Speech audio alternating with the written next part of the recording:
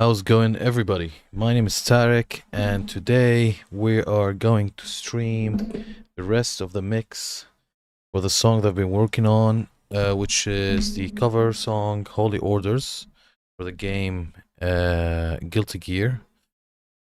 And I haven't actually listened to the track we've mixed since last Sunday. I know I was supposed to stream on Friday, however, I had very urgent things to attend to. And since I'm building the Discord group, I'll be able from then on to, let me just put this, I'll be able from then on to kind of like inform of these type of updates pre the stream. So if you join the Discord, I'm gonna start putting the link in the description after the stream once I finish, like, I'm just doing the final touches to it. And then if anything happened before the stream, or if I'm gonna be late a little bit or anything, I'll put that on the Discord just so that everybody knows. But yeah, on Friday, obviously we were scheduled to go at 8, but I couldn't. I was sorting out a lot of things and I couldn't make it in time. So apologies for this if anybody was waiting. But yeah, but as usual, things should be consistent from now on. I mean, we normally do it Friday and Sunday, and it's pretty consistent. But we got that one day that slipped away. But today, from what I remember, last time we automated the orchestra, and I think we are left to do the intro, and then we're gonna set the volumes for the synth, and and also we need to mix the orchestra. We need to mix the synth. Hopefully, we achieve the right balance between all of the elements of the track. And then we turn on the master bus. We finish mastering it. And then, hopefully, got the track done. I want to try to make sure I finish as much as possible of this track today. I mean, you never know, maybe we'll be able to finish it all, I don't know, but because I really want to move on to other tracks, and I also want to do the stream where I unpack the song A Starry Night on the Road to Damascus, the one that launched in January. I was aiming to make a stream about that where I unpack the song and the mix in it and the production choices and the instruments and all of that stuff, and we go through it. I think that would be fun. And then in the background as well, I'm recording the new track that we will work on together. So I'm just recording the guitars because I realized that sort of segment could be a little bit boring for people, record, edit, all of that, tune again, then record and edit and tune again, and all of that, or the take, or let's say I reach a segment of the song where I need to practice the riff, then I'll have to sit down and practice it. So that the recording process, I think, is a little bit boring for people to watch. That's why I kind of like do it, finish the editing, finish the recording, finish everything, and then anything post recording, I stream it. But if you guys want to see that, let me know in the comments as well. If you actually want me to include that in the streaming process, yeah, that would be also cool. I can do that. But I'm just conscious that that could be a little bit annoying to watch. But other than that, what we're gonna do, I've wrote down some stuff, kind of like from what I remembered that we need to do. First, we need to obviously finish the automation for everything we were doing over the orchestra, and what we're left off is just the very beginning intro. And I remember from what I remember, I think the harpsichords were too quiet or something. So we'll listen to it and we'll see. And then obviously we need to mix the orchestra. We need to bring in the synth and the productions. Basically the production master. So if I go here, so this fader is obviously at 0 now, which is the master for all of the production elements, like synth risers, things like that. And we haven't included that in the song yet, so we will add that. Yeah, and we will see where we go. But what I'm gonna do, I'm not gonna listen to the intro now because I know that the volume is not quite right. But what I'm gonna do, I'm gonna listen to the song from here. So where where we've automated, and I'm just gonna listen to it with fresh ears, just to see if there's any notes I want to add that we can fix today, because I think listen to it in fresh ears, can give us a perspective. So I'm gonna go ahead and click play. Let me just make sure that everything's unmuted. The scene is correct, all of that. I think you guys can hear Cubase when I've done the tests before the stream. I think everything should be fine. If there's any errors, please let me know. But with that being said, let's see what we finished last time.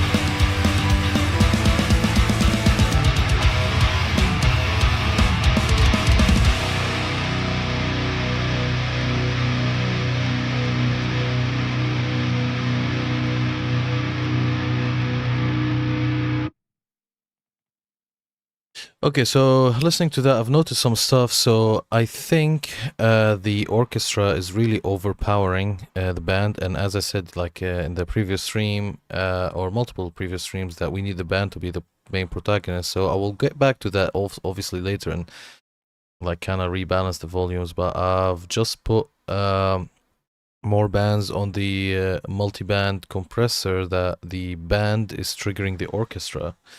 And I'm just trying to, tame the orchestra more.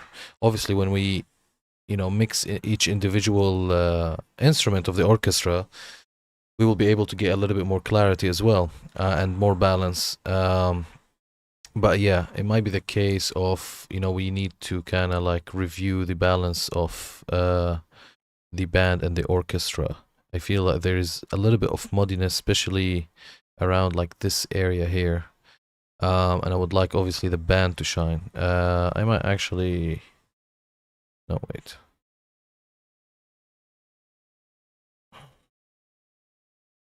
Yeah.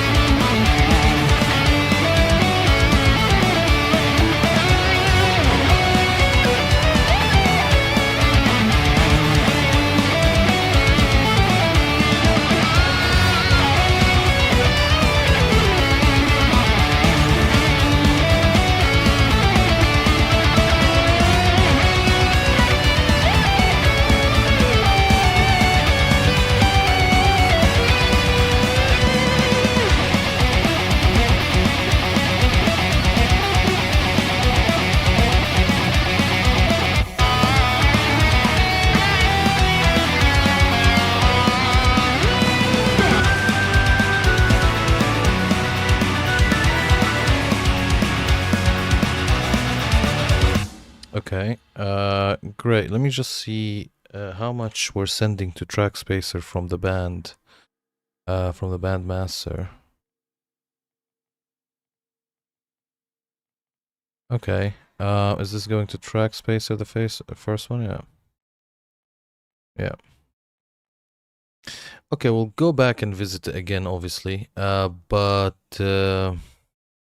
Yeah, with that being said, let's start with doing some progress. So let's actually start with the intro. I just need to make sure that the intro is done. So the problem with the intro, if I remember correctly, is that we had the harps coming in a little bit weak after the organs, and then the band coming in at a good volume, but then the harpsichords are very weak.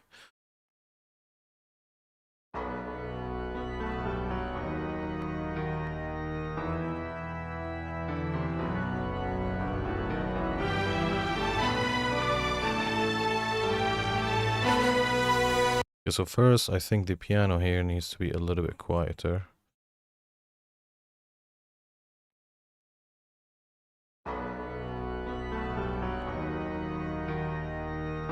Let me just see which one is playing the lead of the organs. Ah, this one.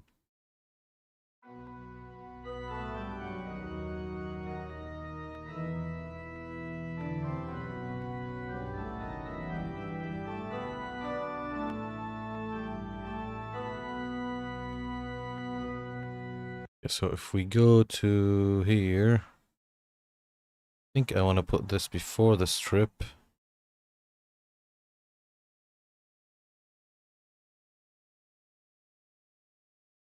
Okay.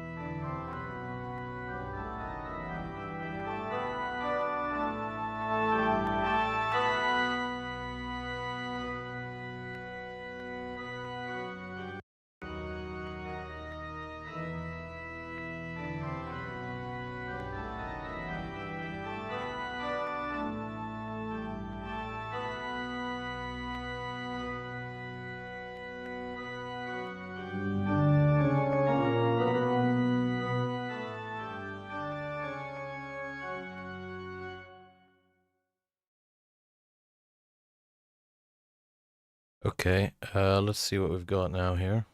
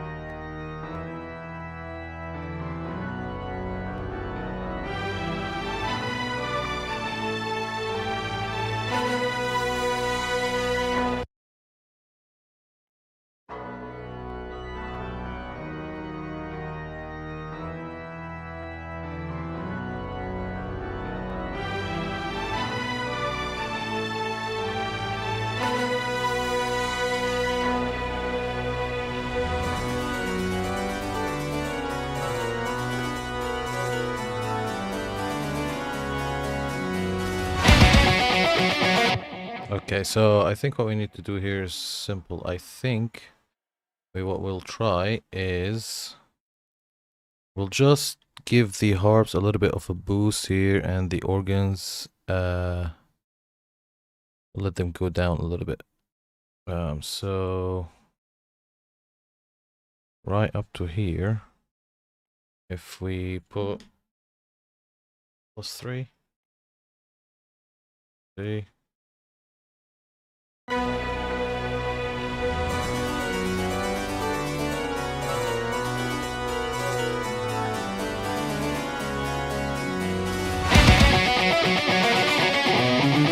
What we can do as well, just to kind of perceive the kind of overall sound, is I'm just gonna increase it by 1.5, but then I'm gonna get the organs to go down 1.5 as well, because I don't like to add a lot of volume just to keep a lot of headroom. Right, so this is the organ group.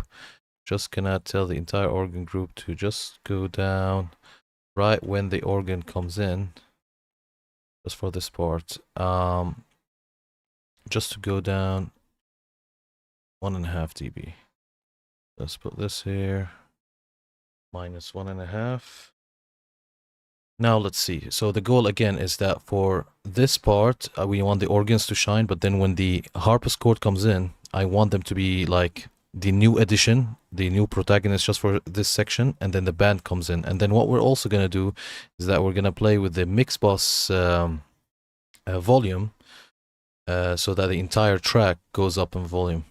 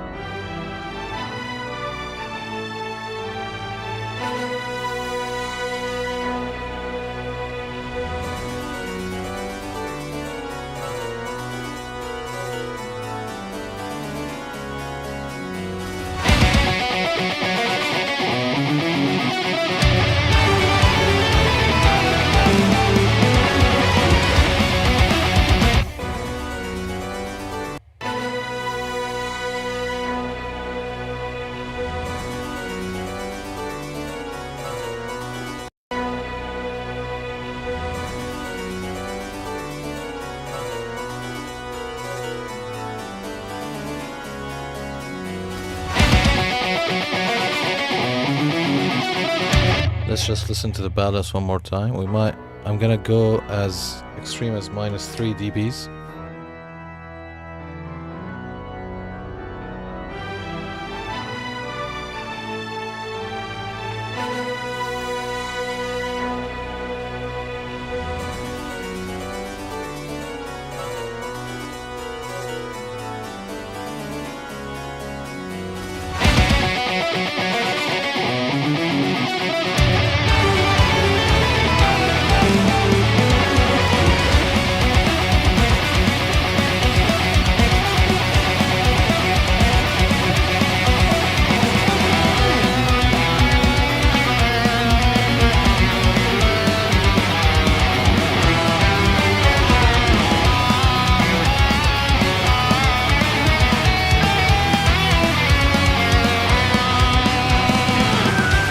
I think that solved the intro problem. Let's finalize it. We'll listen to it one more time and then we'll finalize it. If we're good with it, then we'll move on to start mixing the orchestra, each instrument.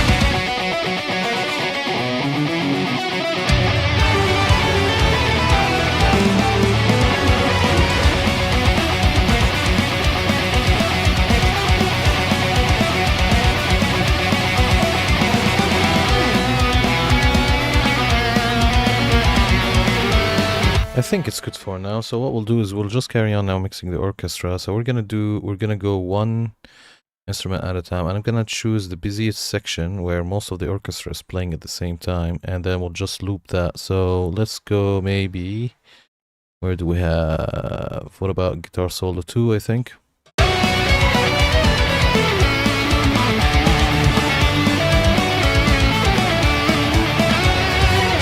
Yeah, I think here is good because you've got some organs playing, the entirety of the string section, most of the brass, We don't have choir and woodwinds, but that's fine. We can just move to those in a minute. So let's start with the strings. So let's go to strings ensemble right over here. And what I've done before is I've used this, but I've used it after the strip. I'm gonna put it before the strip, and now I've just got just have this cut before the actual inserts that I'm gonna put. I might, I mean, obviously I've used this just because when I was like gain staging, I might actually like remove it, because I'm gonna add fab filter now, and use that. So let me add fab filter here. I was trying to see if I can use mostly like Cubase plugins, just to kind of save power. But I think just for the sake of the speed of the song, because we just want to like finish it, we're gonna try to either finish it all or finish as much of it today. I'm just gonna use like the methods that I normally use, and we'll try maybe to experiment with the Cubase stock plugins in the next song, because I want to kind of optimize the way I work in a way where I use a lot of stock plugins to kind of like increase efficiency, increase pragmatism, and reduce CPU usage. So I am gonna bypass this for now. Okay. And then we'll just use fab filter. So we're on string ensemble. Let's solo these guys.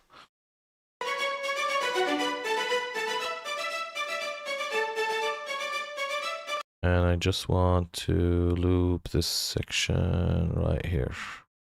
So let's loop this and work on strings ensemble here.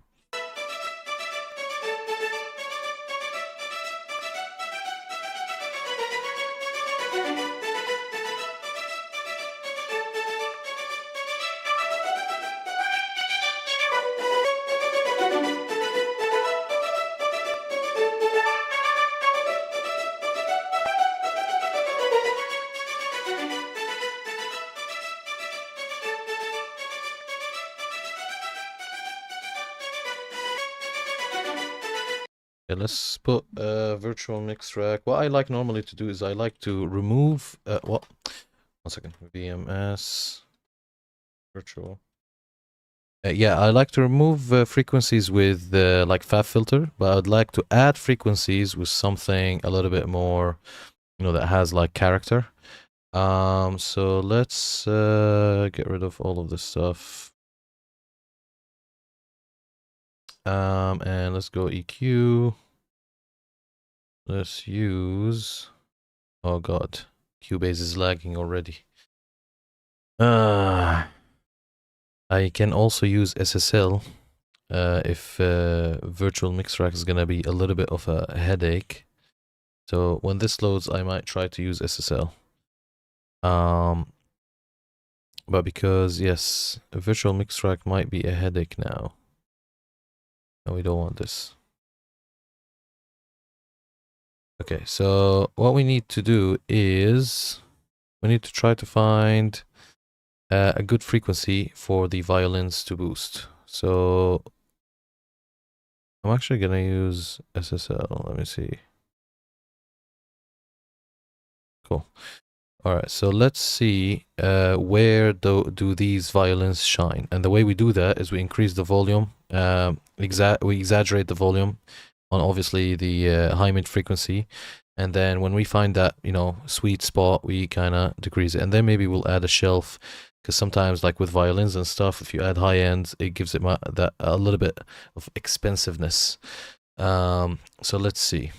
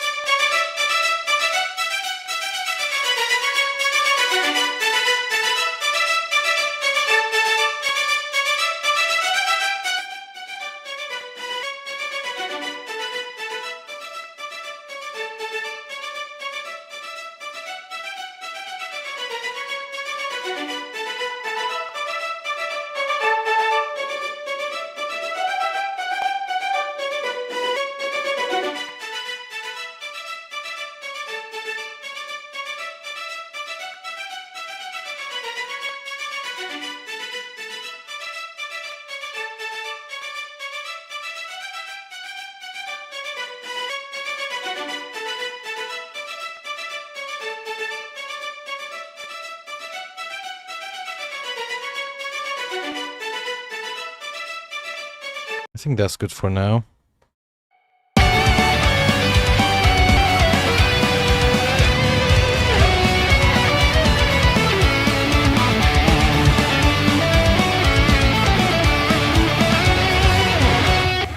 All right, let's move to the next string, which is the high strings.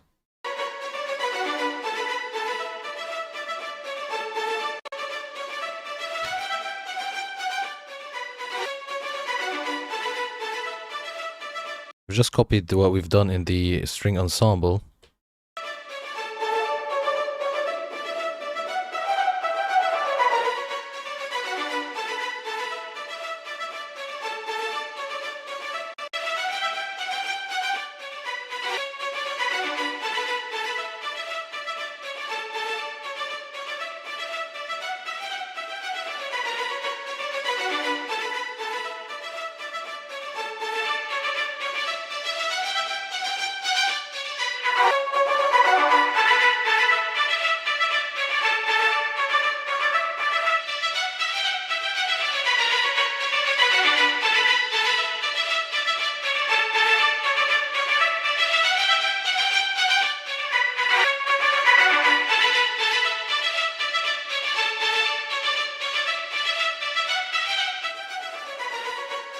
Okay, so normally after it reaches 4K or above, I don't like to put bells. I will just use the shelf.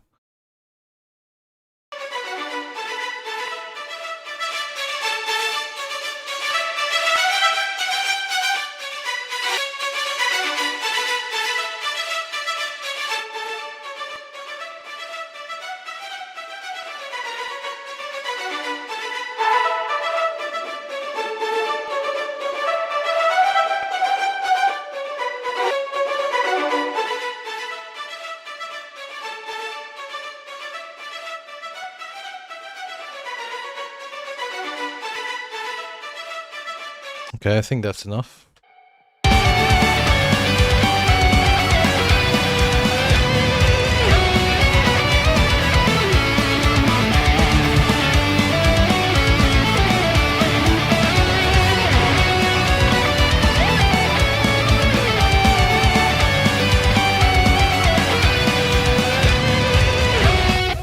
Okay, that should be good for now. All right, let's move Fab Filter to the low strings and solo those.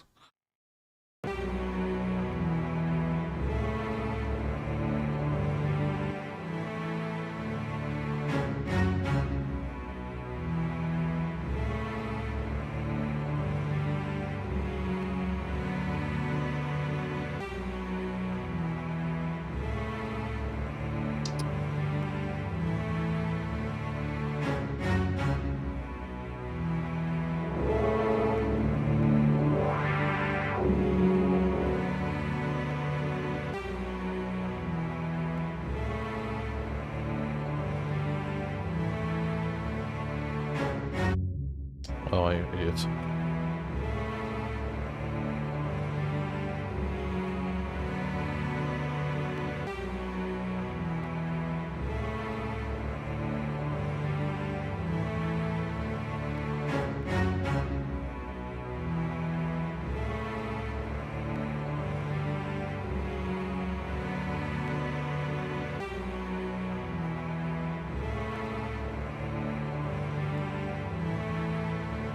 Remember that when you mix orchestra by itself for a score is way different than when you mix orchestra for like a rock track. It's absolutely different because again the band is the protagonist, and you might do some moves that you might not do in the orchestra. Like for example, here I high passed a lot of the low strings, which I might not do in if it was just a score, just because the protagonist here is the kick and the bass from the band.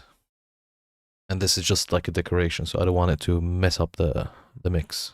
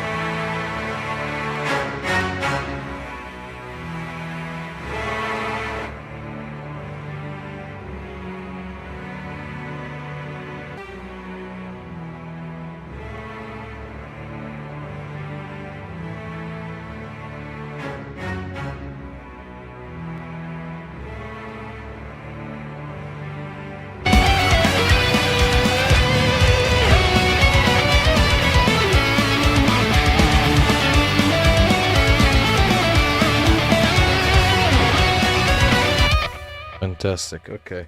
Let me just go to this phrase again. The just. Okay. Basically, the strings were louder in this section, I think, but because we cut a lot of frequencies. I think they went a little bit quiet. But again, I wanted to emphasize it with all of the orchestra. So let's just mix everything and then hear the volumes again, because everything's already automated. So it will be just a matter of like increasing some automation.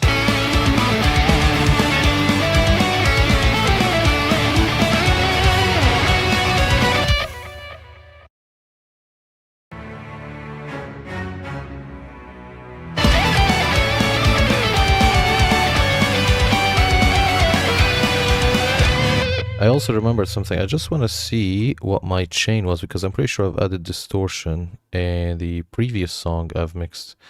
1 second, let's go to the folders. And I just want to, for example, load. I hope this doesn't crash anything. Let me save.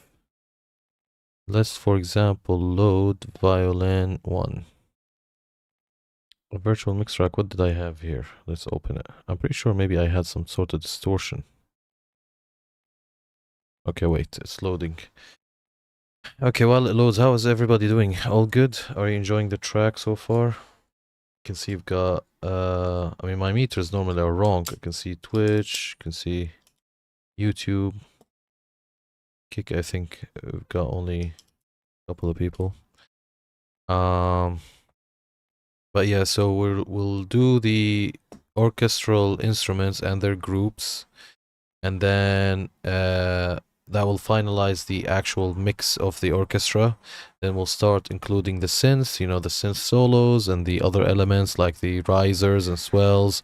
And there's also a reverse sample that I've made in the last stream, where I basically printed a crash of the drums and reversed it, and we're gonna add that in when we go to the production fader.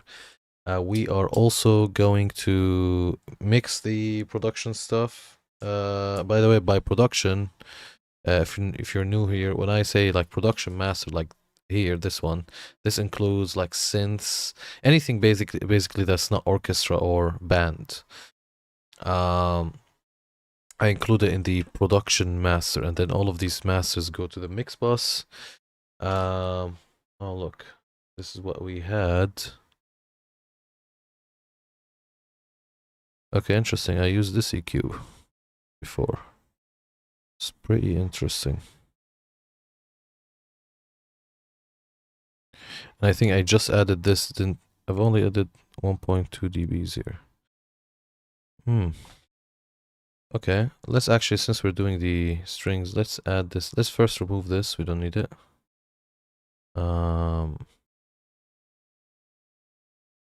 Should we remove them one by one? Okay. So basically, I've just loaded a preset here just to kind of see what I had before. Let's open the virtual mix rack. I think it would be actually a good idea to add air here. Let's solo and listen.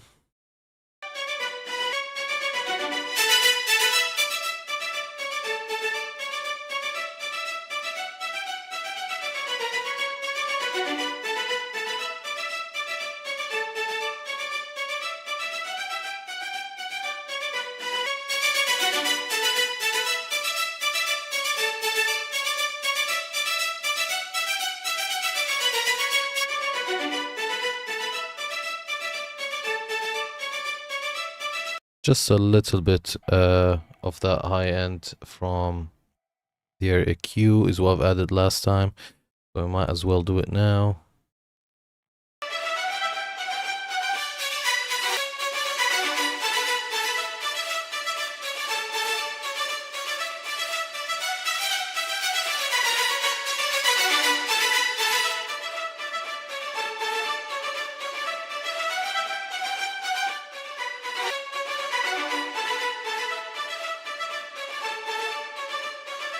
Cool. And with this one as well, but the frequency with this one might go a little bit like under 1K, so we'll do that as well. But see, like the session started to lag. That's what I'm fearing from virtual mix rack. Is that this session is big.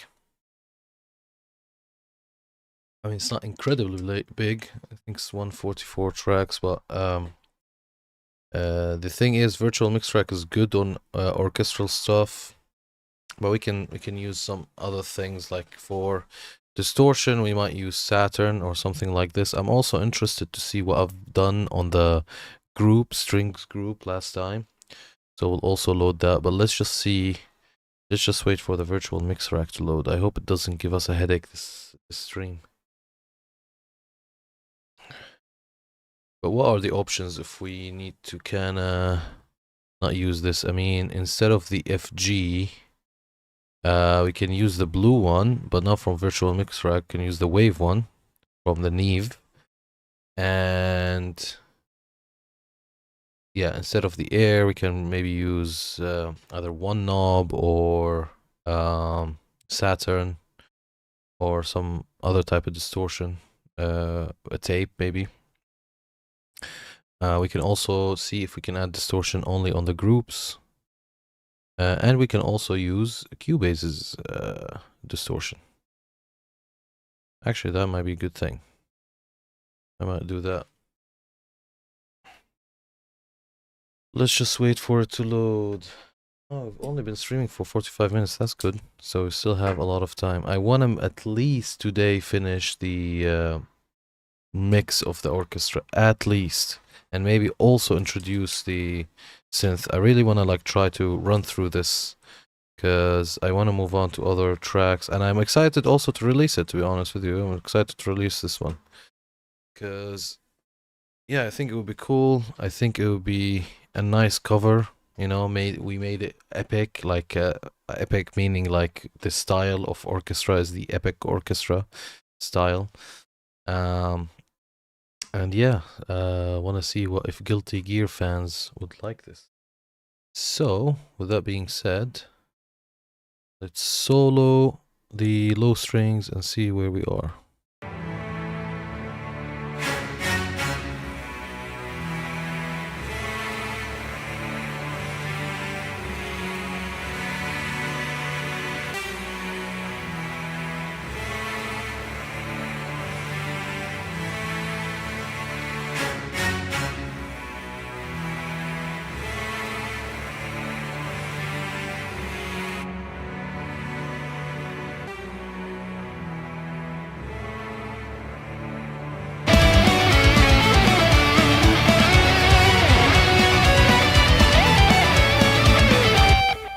Cool. Right, so let's see. I'm gonna now load what I had last song on the group for the strings. So let's search for string group. And by the way, if anybody doesn't know what I'm doing, so basically normally every song I finish mixing and I release, I save the presets for every individual channel so that it helps me with my next mix, and hopefully this will keep me pragmatic. Right, so we added here only a virtual mix rack last mix, and ooh, okay, we added quite a little bit of stuff. Right, so I'm not sure why we've added earth here. I mean, it's not adding any dB, so it's probably just for the character. Distortion, are we adding anything?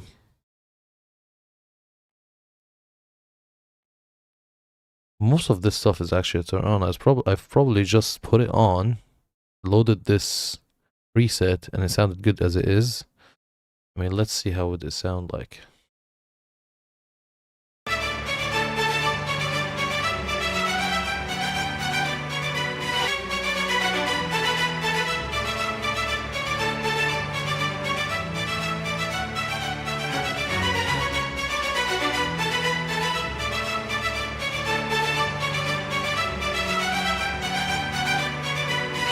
Okay, I mean, obviously this is not doing anything, that's for sure. And neither this. I think these might be adding a little bit of, like a tiny bit of character, because if you bypass it, you can hear a little bit of a difference.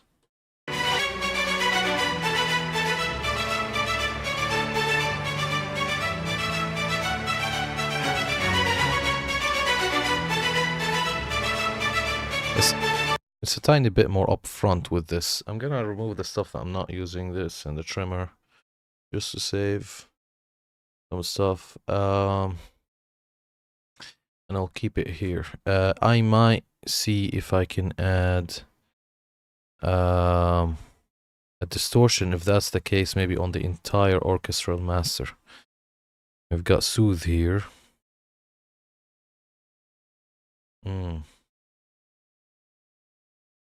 Interesting. Why do I have another multiband here? Oh, that's from last time. Okay, we'll get into this. That's interesting. Right. So that's the strings.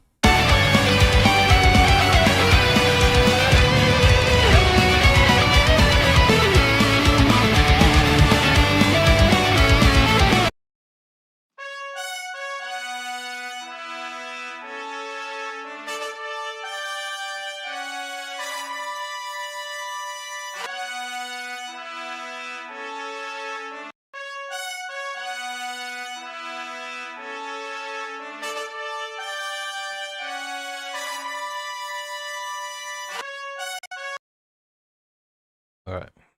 Let's EQ this. So I'm gonna go to default. Oh.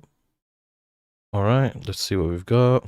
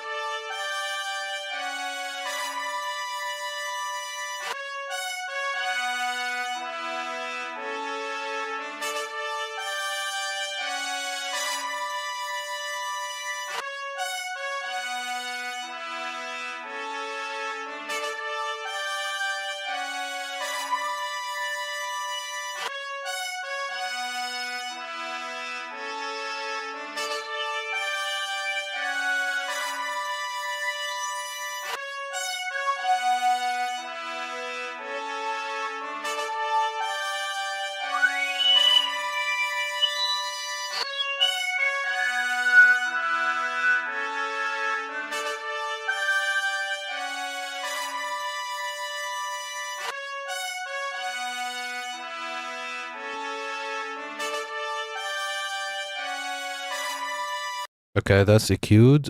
Now let us put let's try some wave stuff instead of virtual mix rack. So let's go to EQ and let's try what did they call the Neve ones?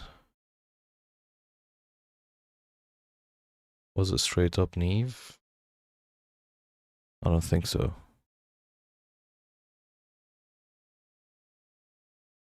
I'm not even sure this is how you spell Neve. Alright, let's go to EQ and try to search for them.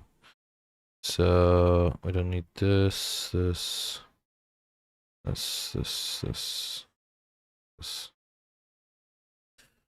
EQ API.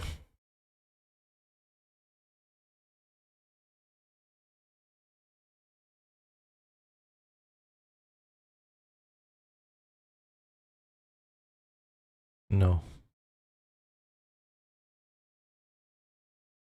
I want to find exactly like that one that the blue one.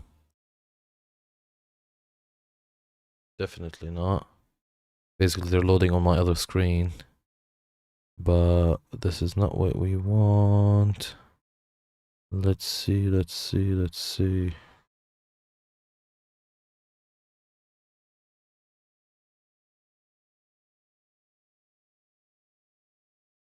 give you a lot in that bundle, but then when you don't use it.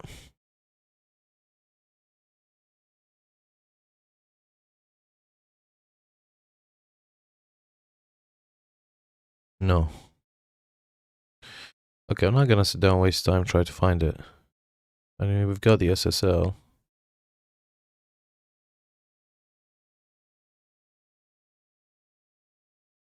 Um. All right, let's try this.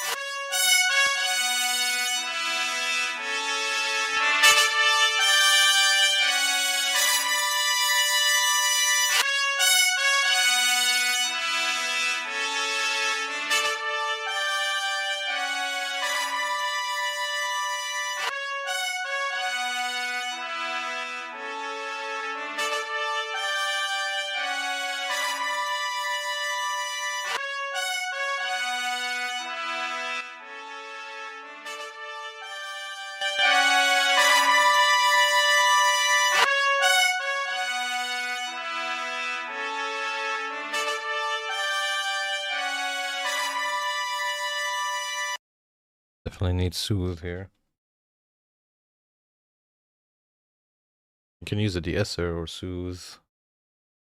They have one for orchestra. Close mic strings and warmer.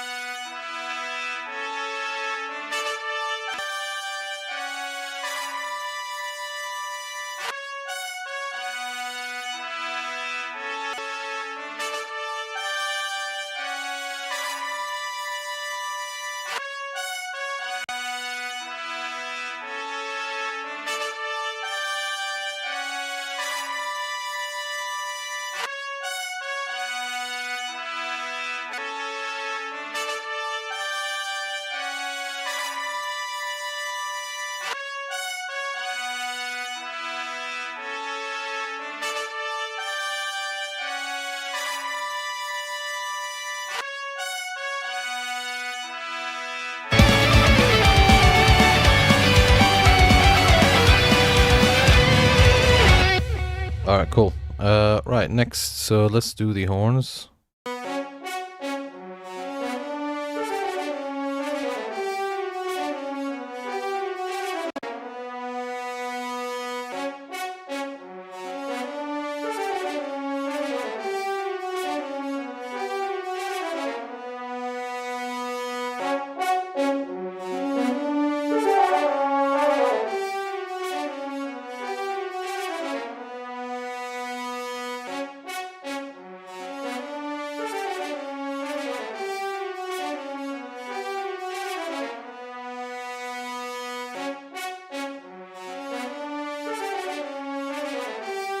So I need to make sure that it doesn't muddy up the band frequencies at all. I'm talking about the any orchestral instrument.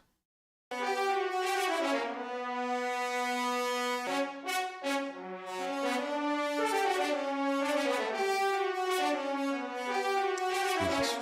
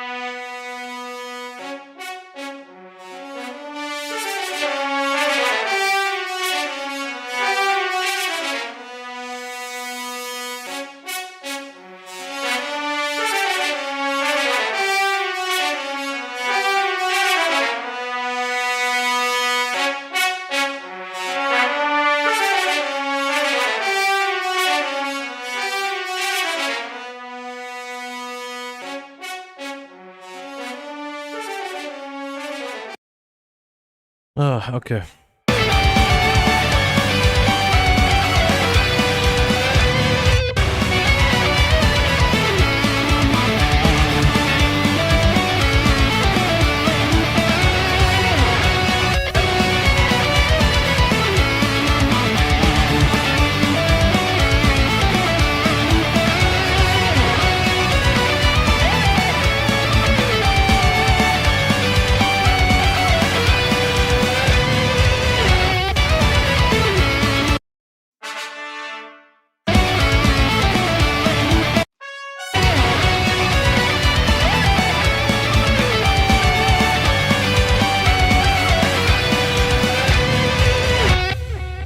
Okay, cool. So let's see the trombones now.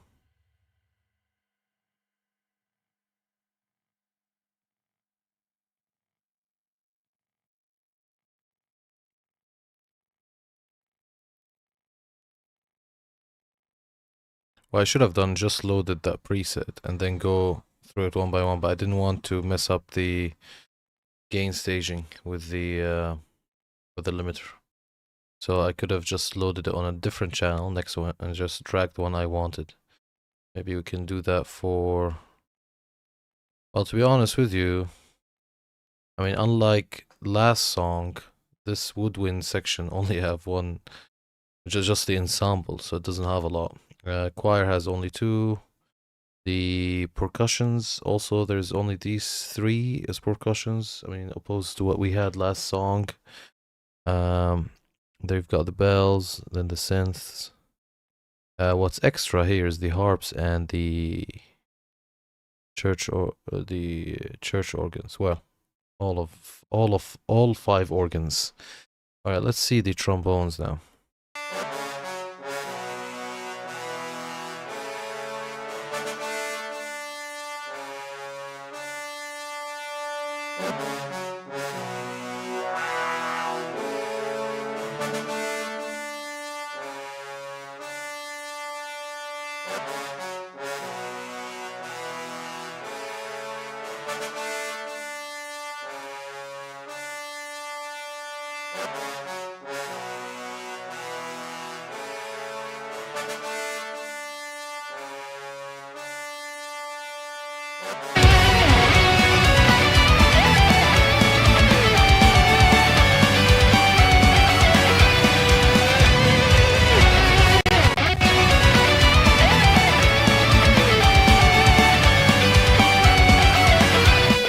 Actually, let me just see something. Just do a bit.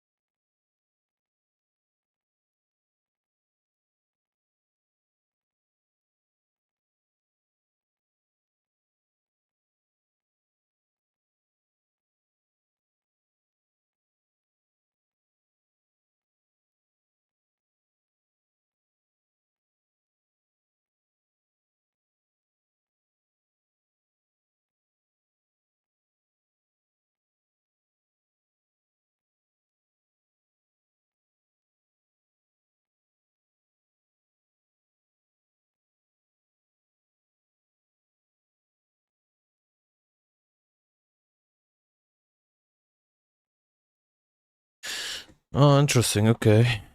I'm not sure if I have it in my bundle though. So if I type...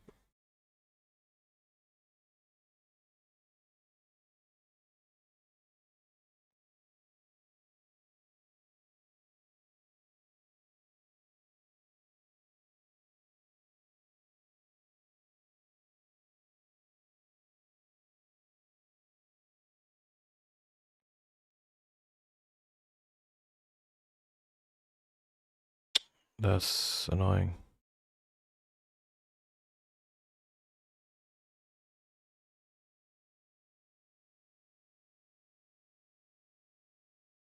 I'm pretty sure I have it, but... Ah, okay. I think we're getting some...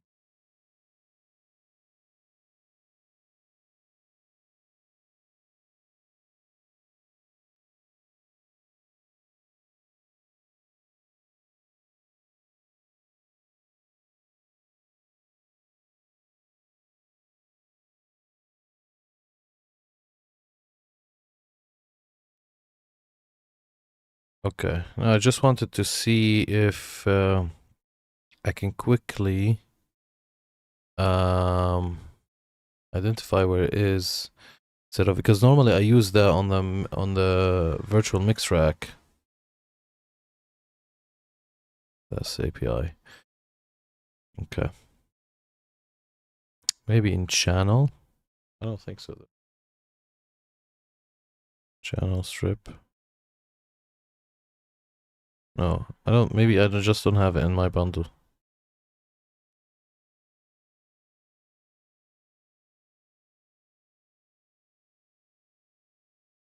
All right, it's fine. Cool. So let's just use this one, and obviously just remove this from here. So where are we? We are in the trombones.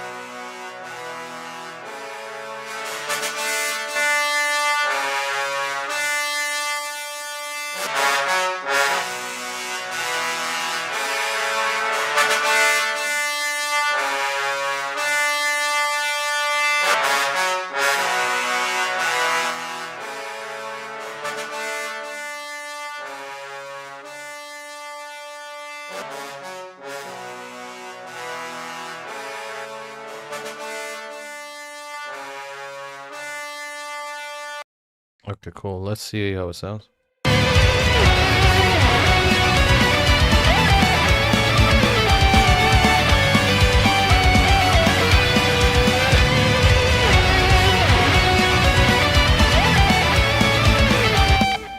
Hello, Cesar Ramiz Jr. Thank you for joining the stream. I can see that you posted in Spanish, I think. I'm afraid I can't speak Spanish. I'm not sure if you... Yeah, I can't... There is no way I can understand that. But thank you for tuning in, though.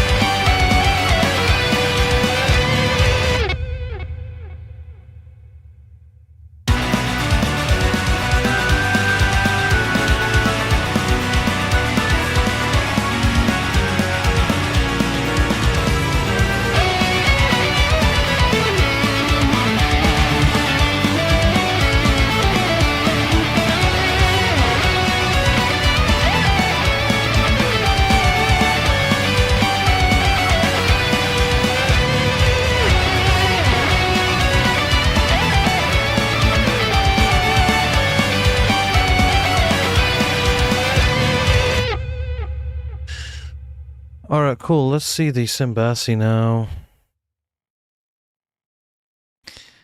So we'll just move this to here.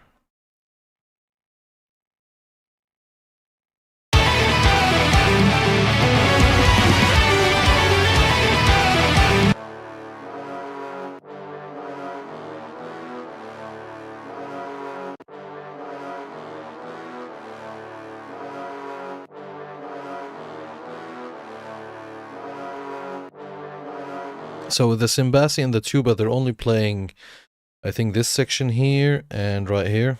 And that's it. That's the entire thing. And obviously it repeats here. So, and they're playing in unison as well. We'll just EQ them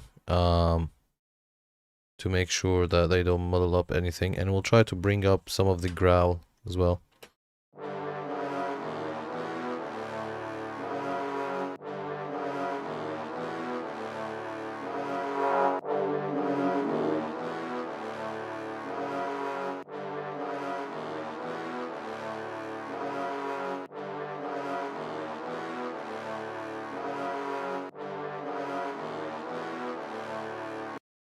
Okay, let's add some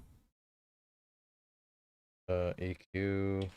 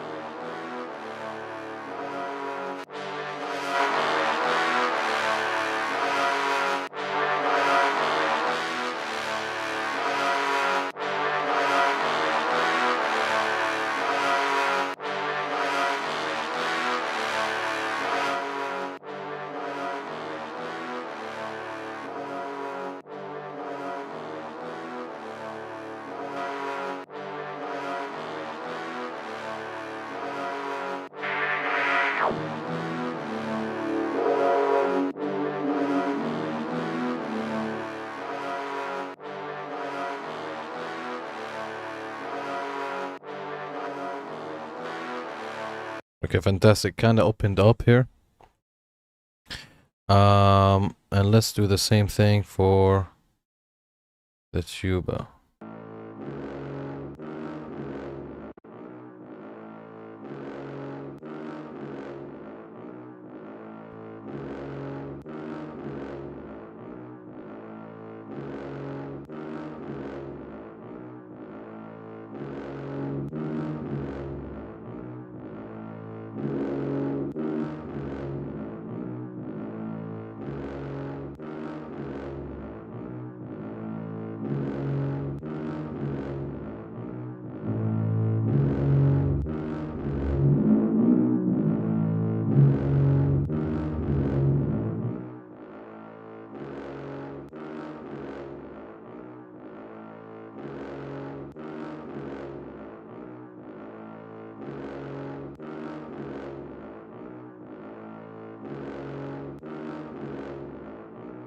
Actually, I'm just gonna use multiband.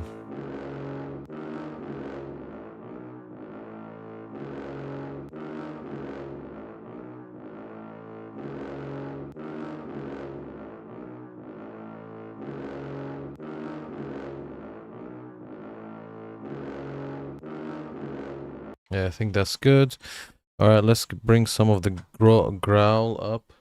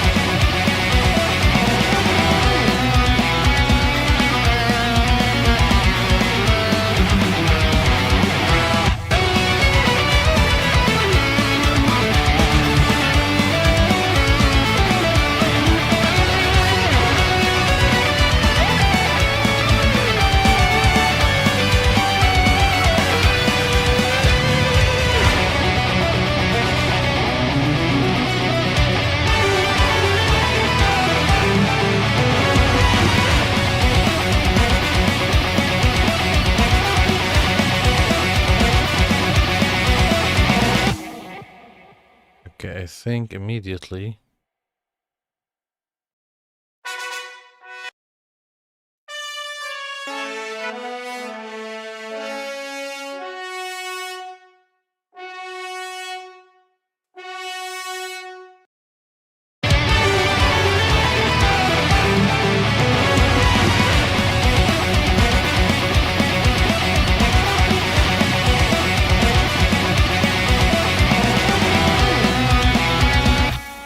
Okay, this section here.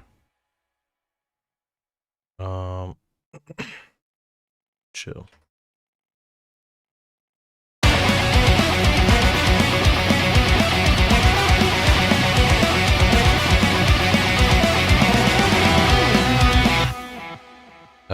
And the stabs as well. I'm not sure who's doing the stabs. I think it's that trumpet.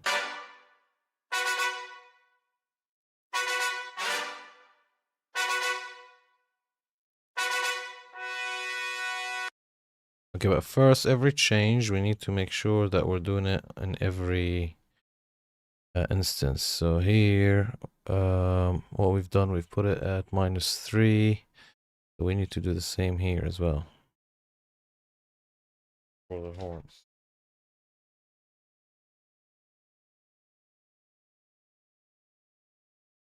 No, let's go down here. Okay, put -3. That's it.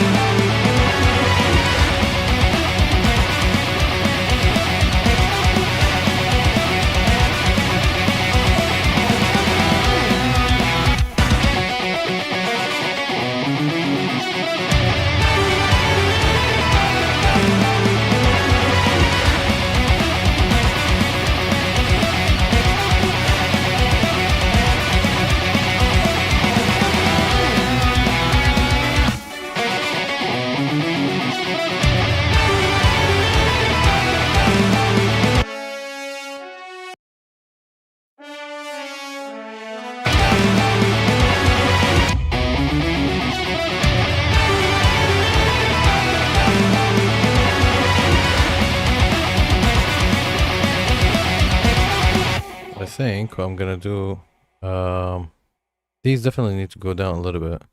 I think the entire brass group, I'm gonna take it down a little bit by maybe 2 dB.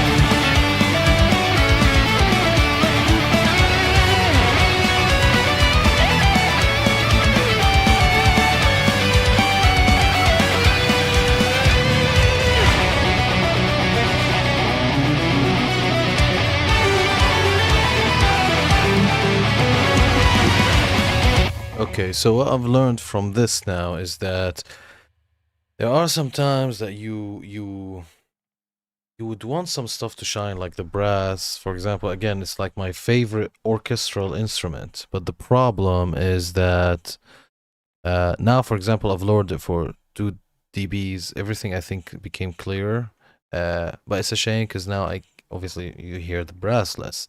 I might add some distortion for that, but again, you need to make a tough decision of who is the protagonist in the song, because There are a lot of like you, especially in a song like this where there's a lot of harmonies, a lot of instruments. I mean, it's easy to get, I think for me, to get lost into whatever I'm working on at that specific moment. Like let's say I'm working on the brass, and then I'll just easy to get like locked in on the brass sound, and then you make that good, and then you listen back to the entire song, and now the brass or the orchestra is now more powerful than the band. And this is kind of like the toughness of mixing the like orchestra with metal.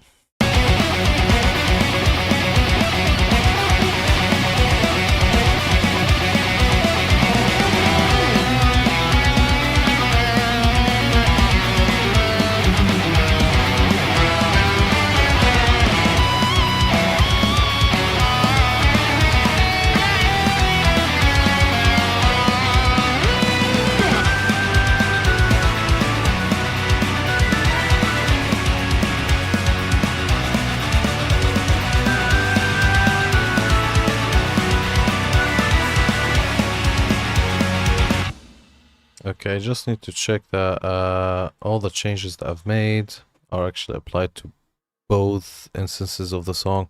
So obviously with the horns, we made this minus 3 dB here.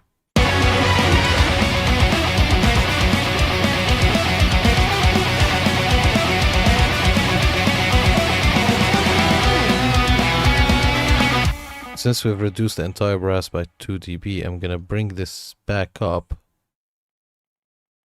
by 1.5 dB.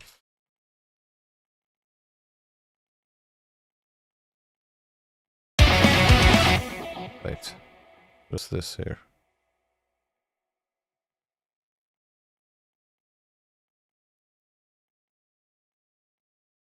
Okay.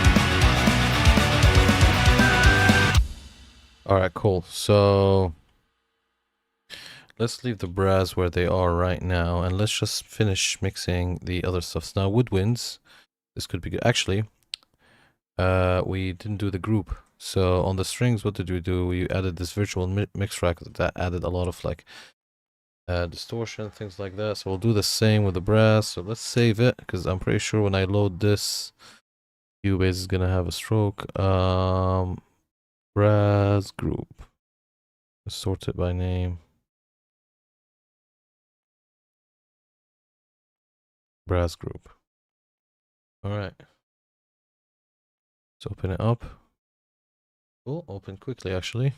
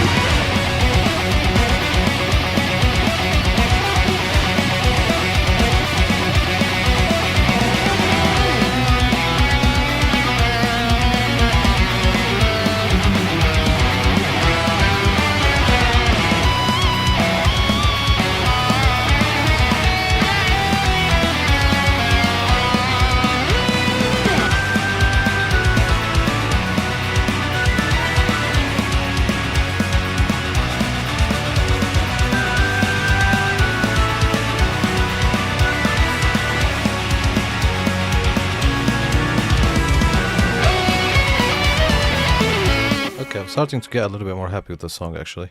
All right, woodwinds. Let's split it up. So woodwinds we have right here. So this is only we're using it for attacks, right? So you're gonna see it's a very short woodwind phrase.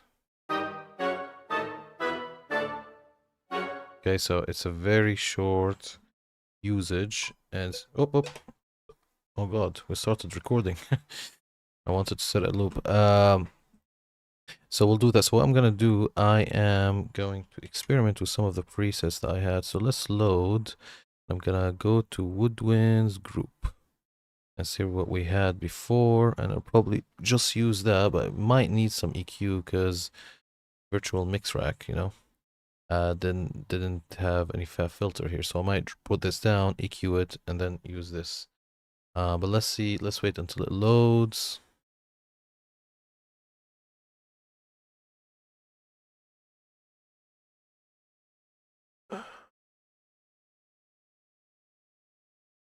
Alright, let's check the stats of the stream. Today is actually very quiet. If you're watching us, make some noise just so I can see that today's active. So far, it's actually been a bit quiet. Oh, here it is, loaded.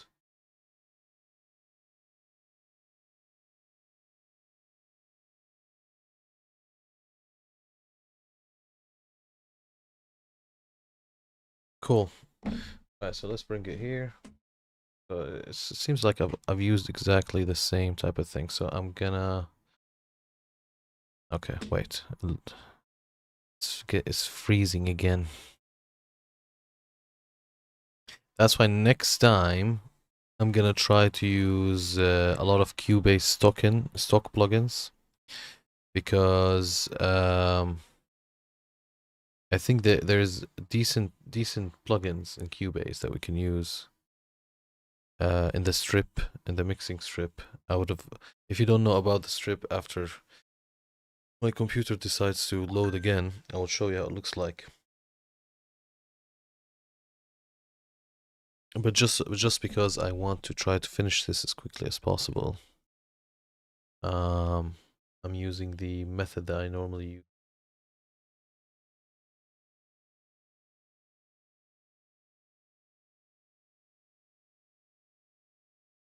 Yeah, but some of these are actually pretty good.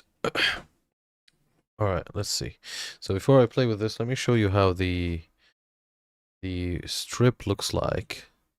So if you go to, let's say, comp, right? So you can get a compressor here, and you can actually change the type of it, right? And this is within this channel itself, right? So if you go here, you can actually see it. So you go to channel strip, and you can let's say you want to use a saturator, right? And you can get it here. If you want to use, let's say, a tape saturator here, I think you can actually open the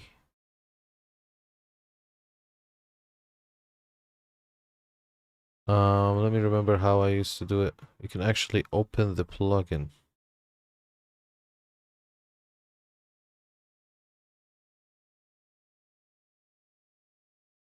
I forgot how, but yeah, you've got tape, you've got a lot of stuff, but I swear there was when I was playing around with it.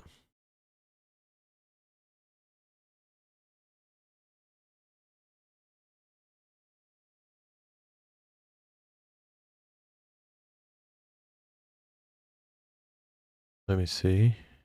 How did I, man, how did I? Oh, yes. So if you go, alright, so let's say not loaded, and let's say, right, let's say this one.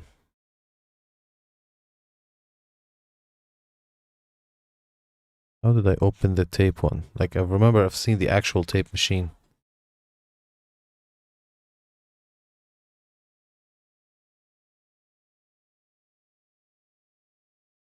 Can't remember now. But anyway, it's pretty effective because it's within each channel, and you can just choose to activate it or not, which I find very cool. Vintage compressor. Boom. But there was a way to like see the tape once. I can't remember though how you can actually see it. But yeah, so that is what I want to do maybe in the next songs. Try to use more of these. Now we've got this for the woodwinds. Okay, so let's play. Oh god, it's really suffering, isn't it?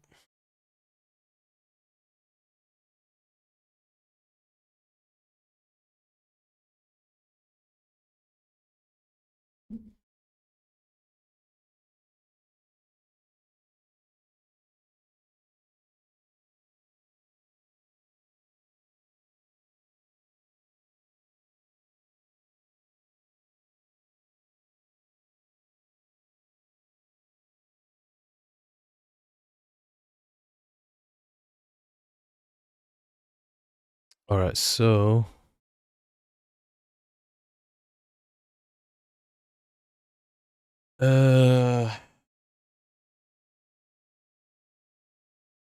let's turn these off. Let's turn this off. Now we only have these two.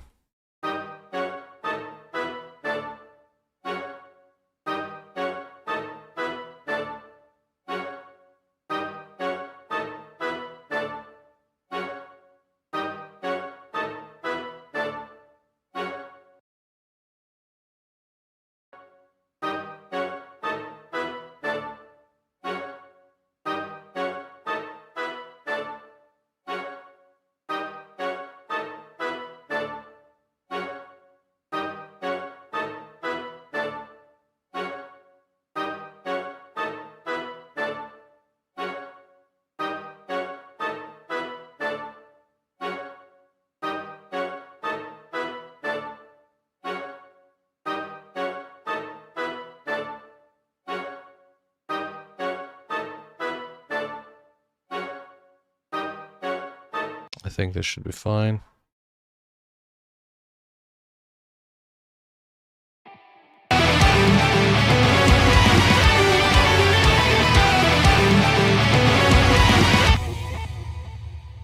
Cool. All right, now choir. Let's do this.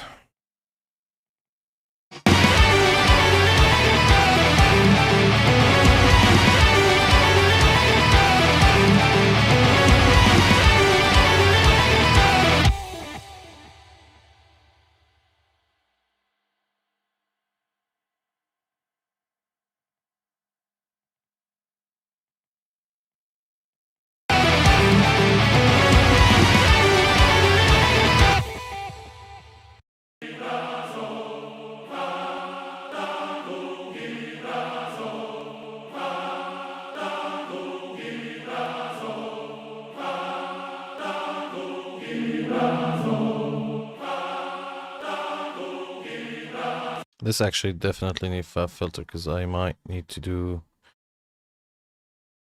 dynamic stuff. Q.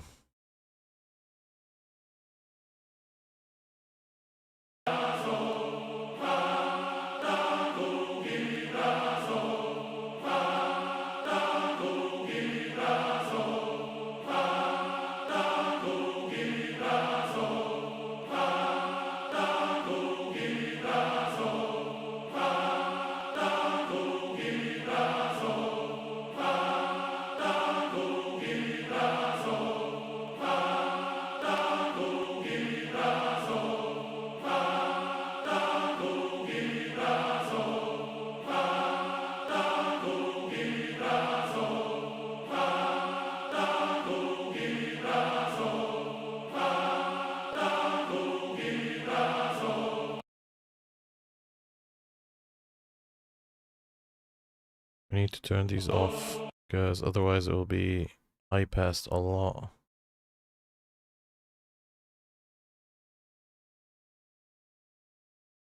I'm glad I just realized this. So let's see. This is also needs to be turned off. This is when we were experimenting with this while we were gain staging. For those who don't know.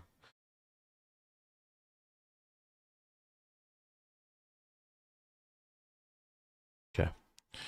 I think the organs, we'll get to them, each one.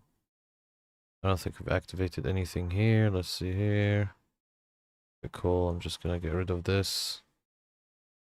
And here.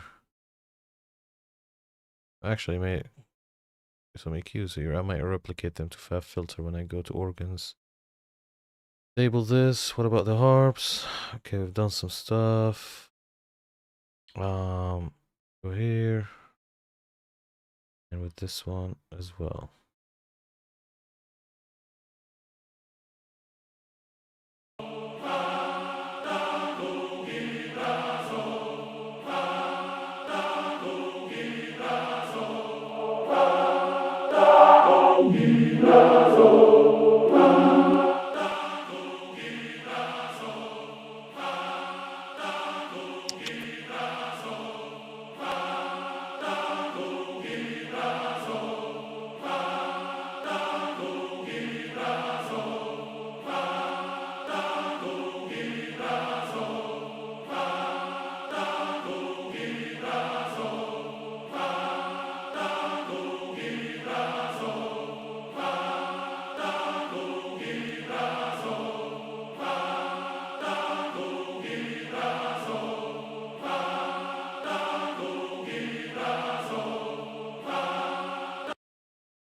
Okay. Let's add some virtual mix track. This 16 years to load. Ugh.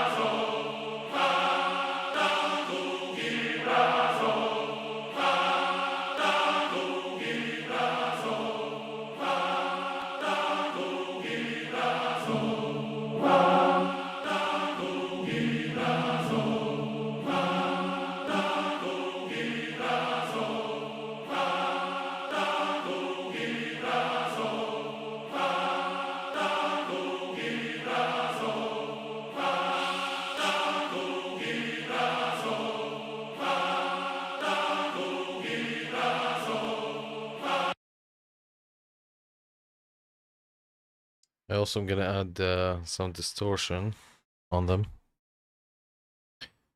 And then I think that would be good to go.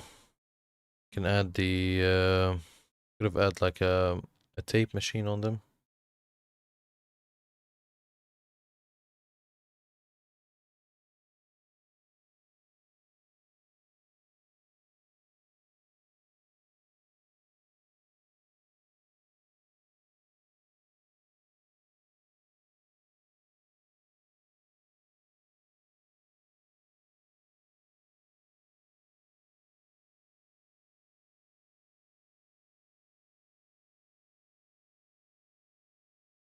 Too much lag.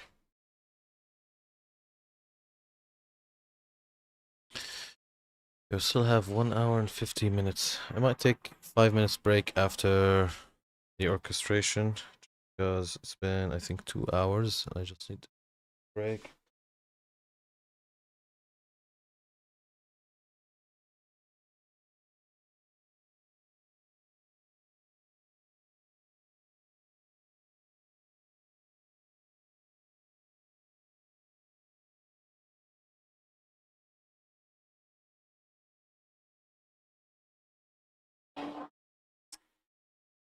Alright, cool. So harmonics. I don't want dynamics. Let's see harmonics.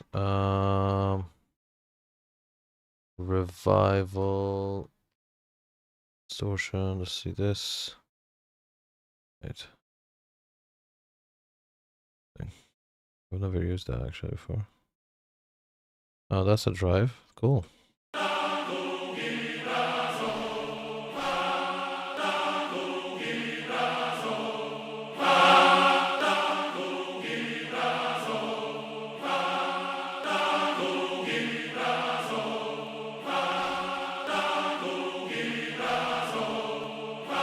That's too fuzzy. Did we try? Is this the one that we tried now?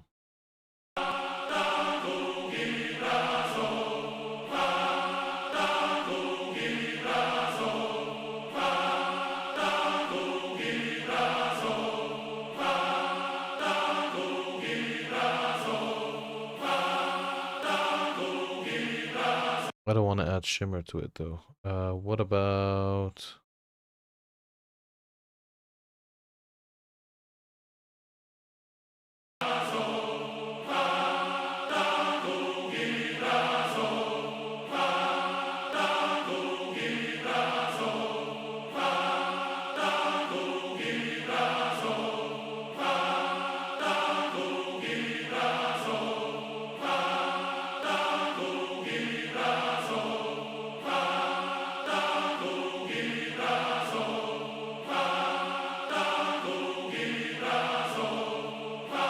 I'm just gonna add Saturn here actually.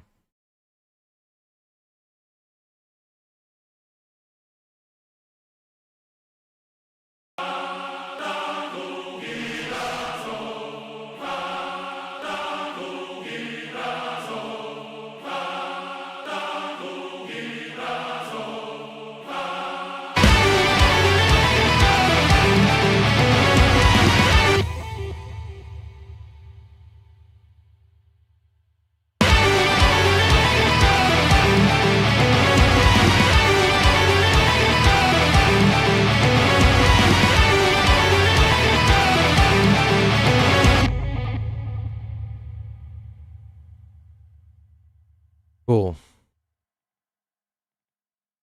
And then there's this. This comes in only...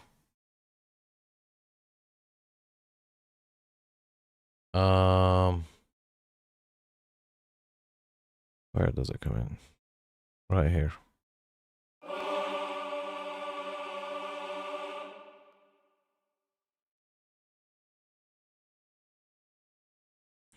Just gonna copy exactly everything here. Should have put it on the group. Actually, you know what? I might as well. I'm just gonna put this on the group.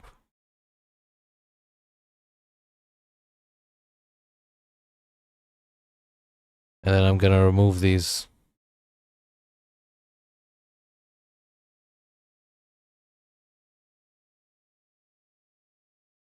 How many virtual mix racks are we still gonna put? To be honest with you, I think not a lot. I think there's what else? We need nothing really. I mean the production, the synth stuff doesn't really need it, I don't think. I think we can use Saturn and like some other stuff. Thing is I really normally rely on it. But yeah. Probably killing my RAMs right now. Although I've maxed all 4 slots and each one is 16. Wanna see if my motherboard can take 432s and maybe that will be the next upgrade. It's just you know, more RAMs. Well, I'm not sure if this would be more of a CPU issue rather than a RAM issue.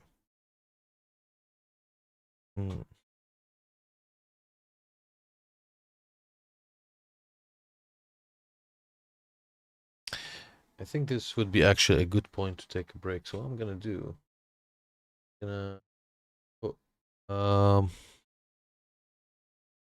gonna go take a 5-minute break. Let me put the break scene and then I'll put some music for you guys to listen to and then I'll be back in 5 minutes. 7:48 UK, obviously it's gonna be something 48 your local time. So I will be back at 55. Alright, so 55 we will be back. Alright guys, stay still, don't go anywhere. and enjoy the music while I come back. Just gonna take a drink and just walk around and come back.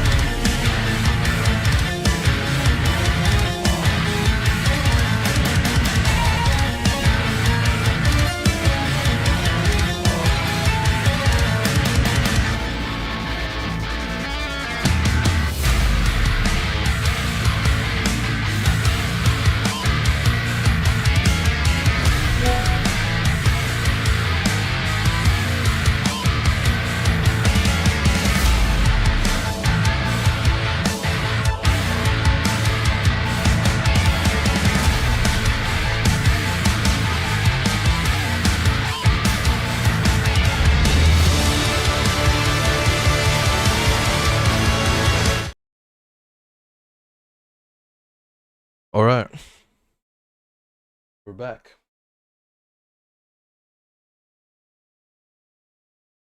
We are back. Let's see if Cubase loaded anything. Yes, it did. All right, so let's load this here, and then let's remove everything.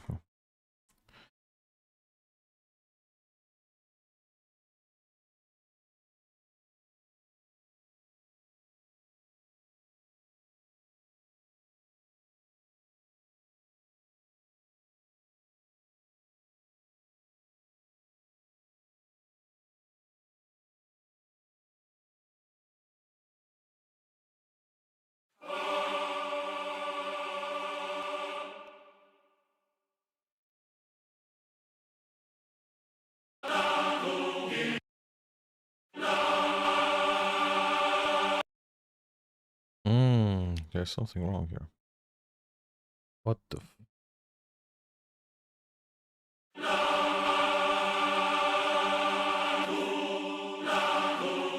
Okay, first, I'm glad I've paid attention to this one, because this is not crossfaded.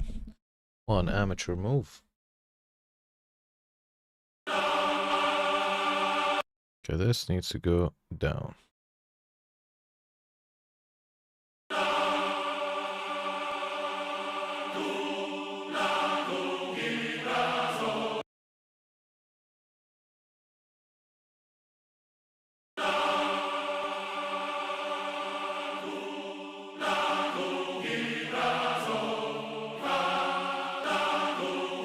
What about here? Oh, it doesn't have the sustain. Okay, cool. Alright, let's see how this sounds here.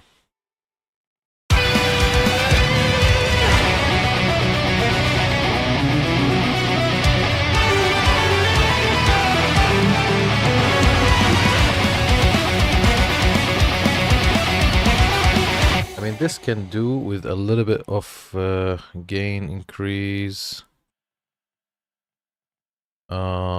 Where is it? Alright, choir. Just add a dB and a half.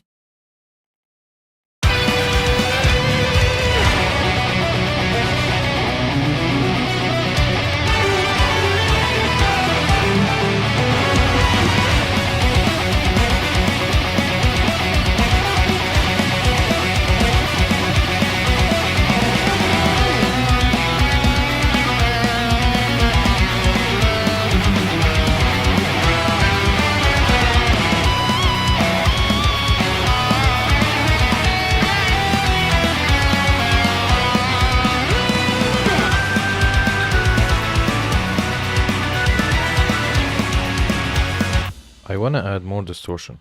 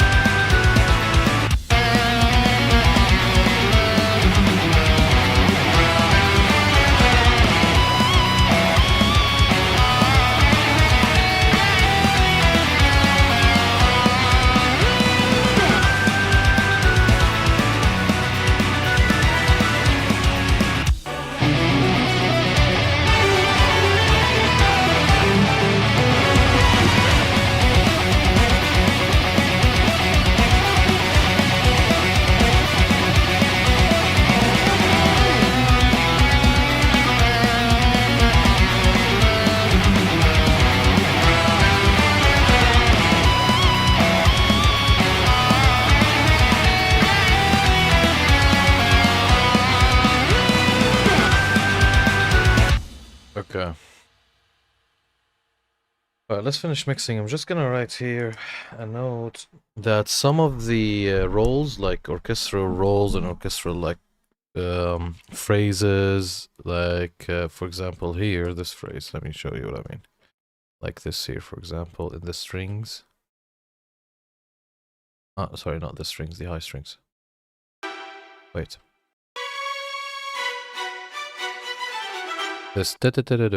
this for example, I might just when I finish like everything mixing, I might just go tiny tweaks just for these runs, and just make them a little bit more present, because they're not sustained. They're just kind of like an effect that happens. So I just might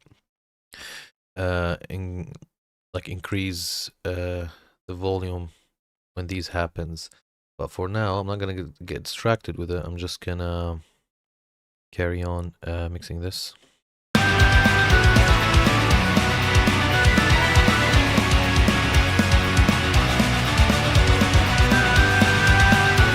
Okay, now choir's done. Let's go back a little bit to... Actually, let's just do piano.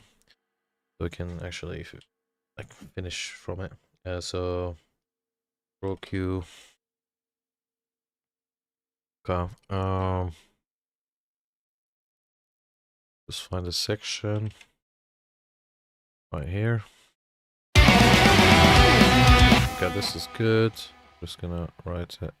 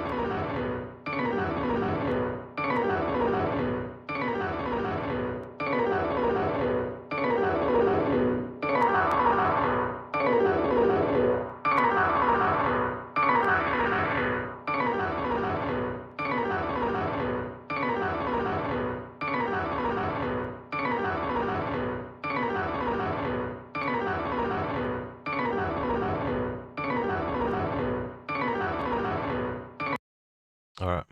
And let's just saturate it. Really? You know what I'm gonna do?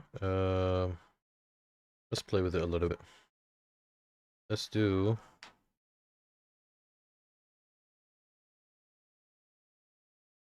The problem is I don't wanna start getting creative now. I really wanna just finish this. Let's clue these. Let's take this.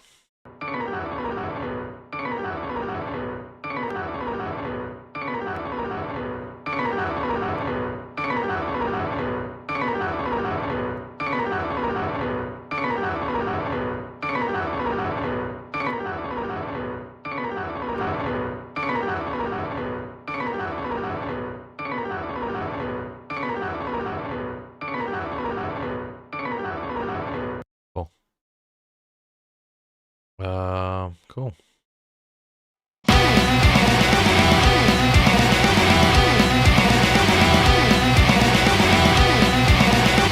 Also, I'm thinking of doing a pan effect. Let's try that. So what I'm gonna do is I'm gonna go to piano, which is right over here. And we're gonna remove this loop, and then we're gonna click right, and I'm just gonna play with this here.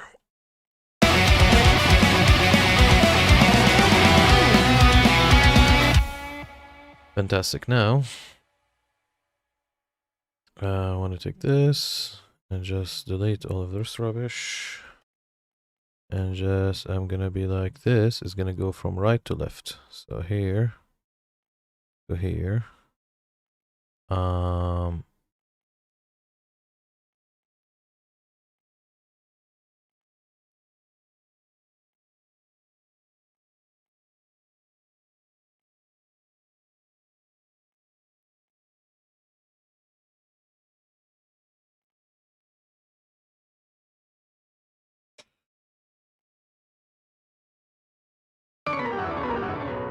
Yes.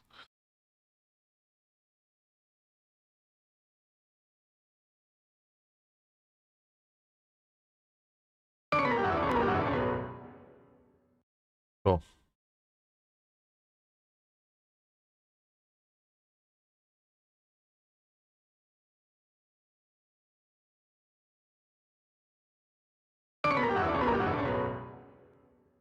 Right, so what I've done, as you can see, I mean, obviously it was bleeding in back to center immediately. And because I don't want to do that, I just, so this is, the effect is actually just from here to here. All of this tail is just to clean it up and so it doesn't make like a weird phase. When it goes back to the center. So let's do it here again. This time, this goes here.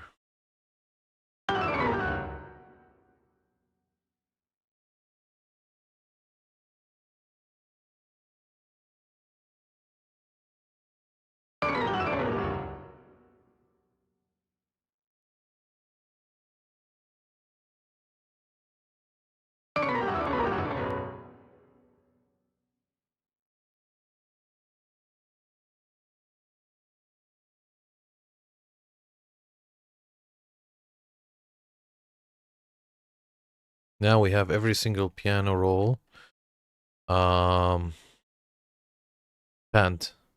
Let's see how it sounds with the song. Just remove this here.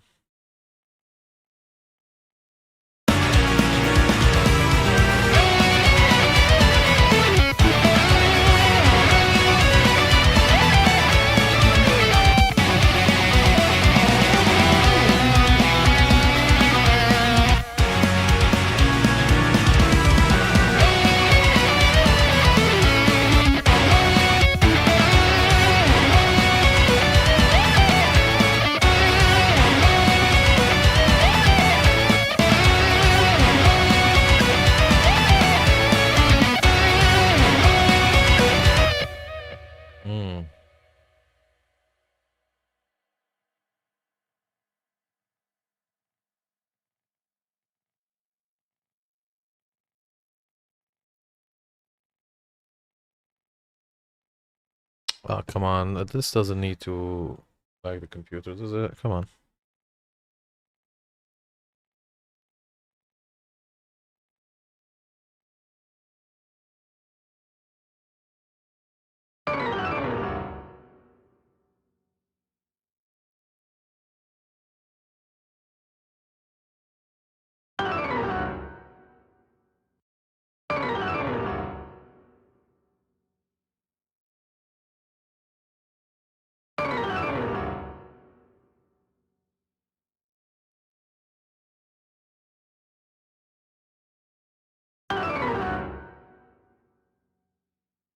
Cool. Has a little bit of fuzz now.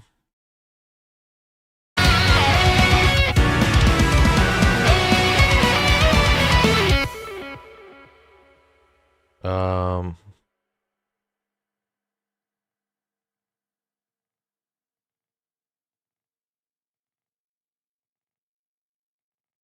Actually, you know, just want a simple reverb.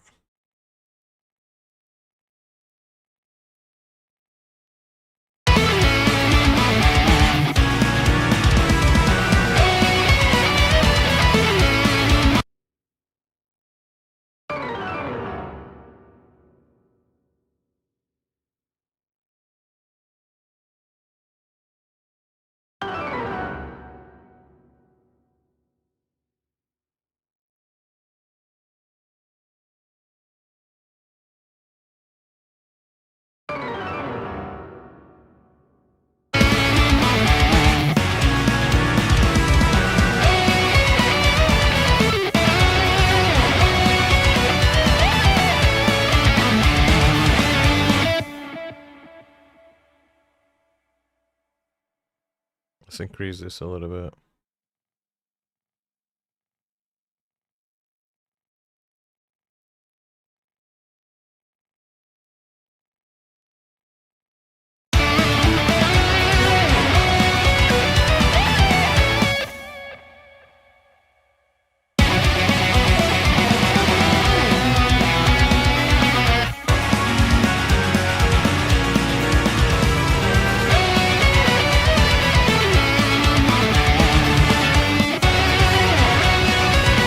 I think in general the volume of it went down a little bit because of the reverb, so I'm just gonna add a dB in it.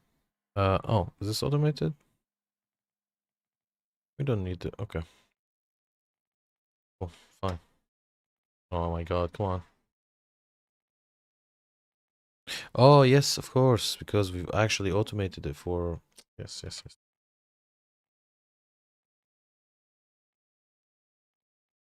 For the intro at the beginning of the stream.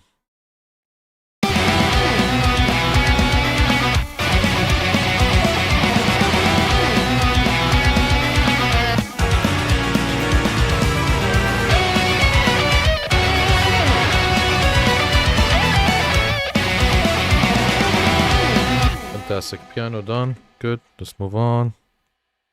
Now we've got just harps and organ. Come on, let's do this. Ooh. Cool, cool. So first this organ. Where are we? Here. Cool.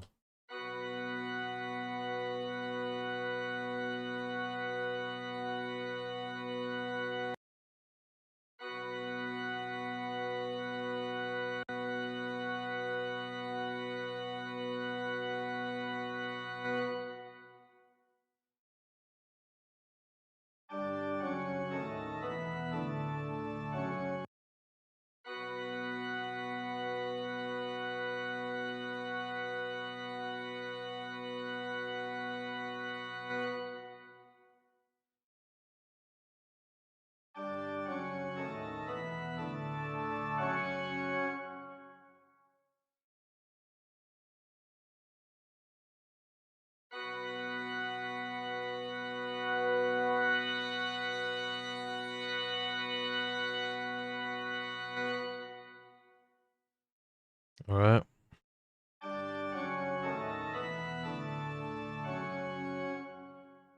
Cool. What about here? What do you do?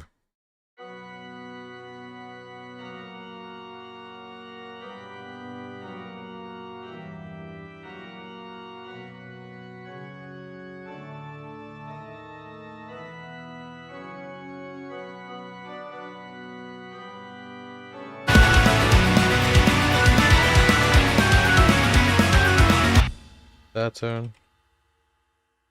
I want to finish these organs quick.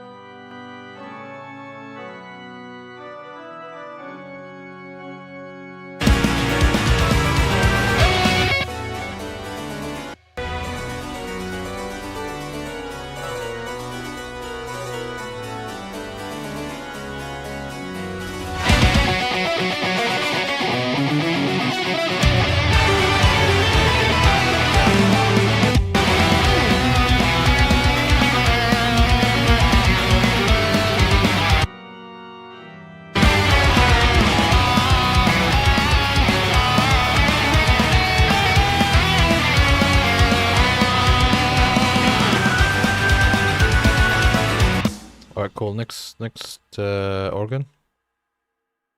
Let's put this here. Filter Q. Come over. Default. Solo.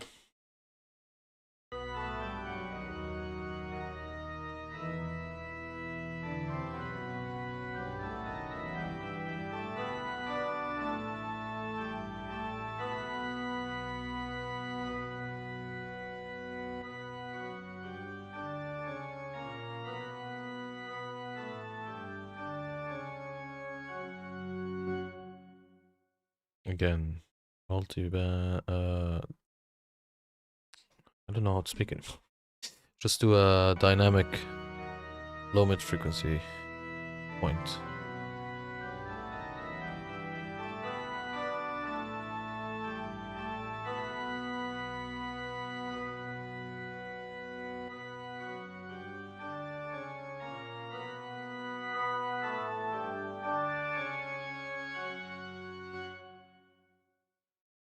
Gonna add a small shelf here actually.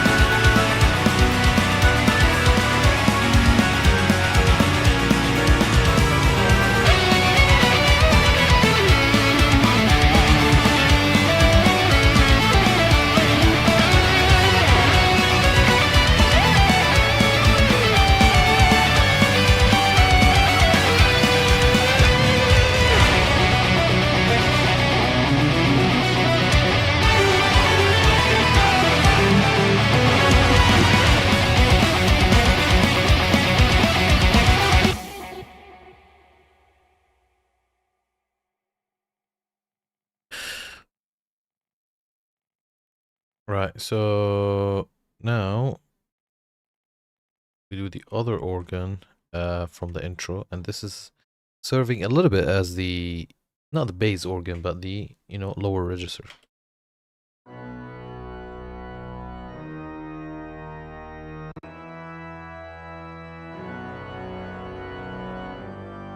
But with this, I'm gonna do something different because I want the low end from this one. So what I'm gonna do is I will, one second, this, actually remove this altogether. Remove all of this. Let me start fresh on this. Let me start fresh on this organ. And come on.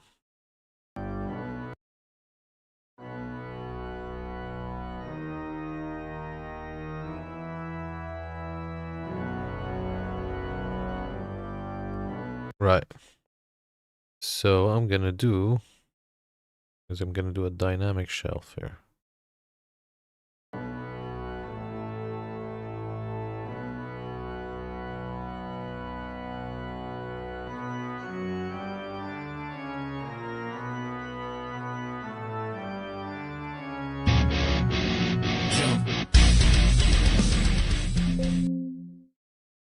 See on the track. C1 on the track. Thank you so much for the follow. I'm not sure if I butchered the name. I'm not sure how to pronounce it. C1 in Ionda. Thank you so much for the follow. I hope you're enjoying the stream so far. Let's work. Yeah, 100%. So what we're doing here, one second, I think track now doesn't have organ. What we're doing here is we're finalizing some of the mix from this track that we've been doing this month. Actually, we've been doing in January. It bled into February, and we had a few streams where we covered something else, so it got a little bit delayed with this track. But we need to finish it as soon as possible so we can move to other tracks. So what we wanted to do today is to finish the orchestral mix, and we're already there. To be honest with you, we only have some of the organs left and the harp, and then the orchestral mix is done, and then we're gonna move to the production. So hopefully we'll do that in next half an hour. But let me show you how the track sounds like right now, and also this will give me kind of like an impression of where we are. So let's hear it together.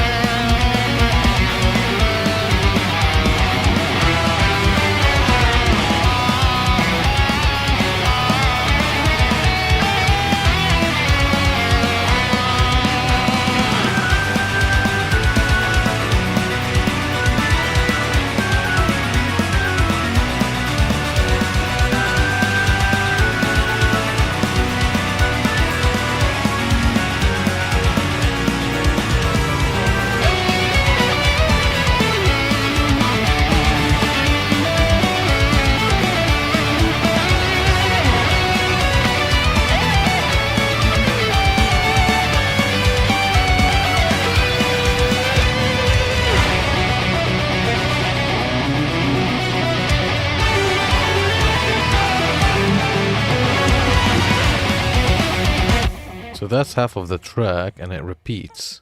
What do you think of it so far? Let us know.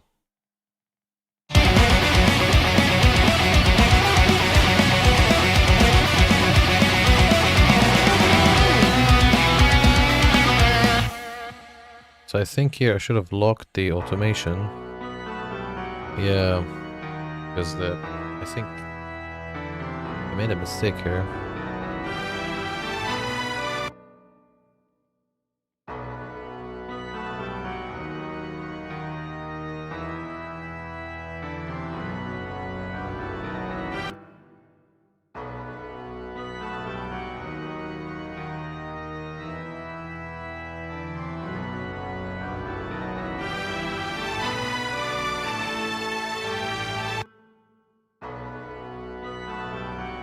Yeah, I want the piano here just to be a support.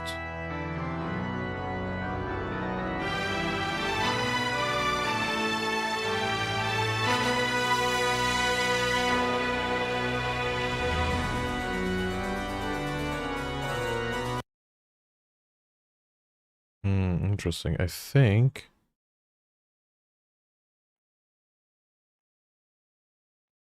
yeah, this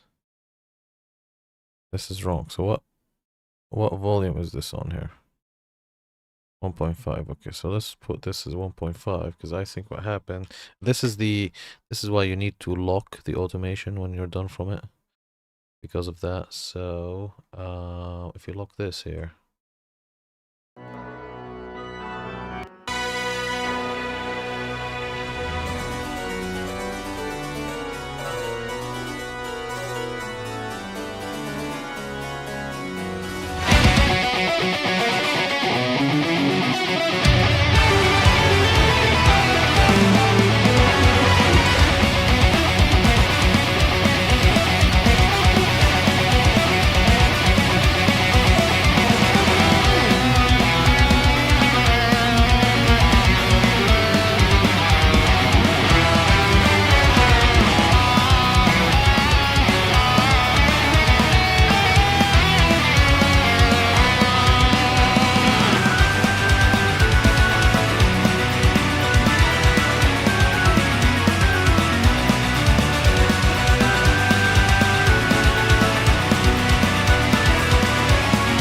example here, I don't remember doing this automation here.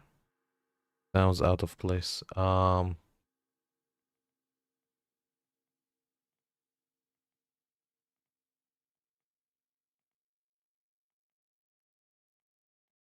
Let's see, let's zoom in.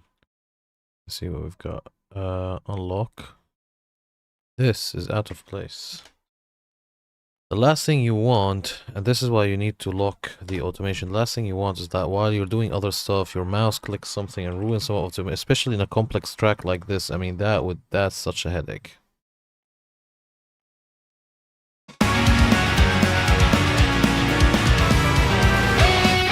Alright, so let's go back to what we're doing here.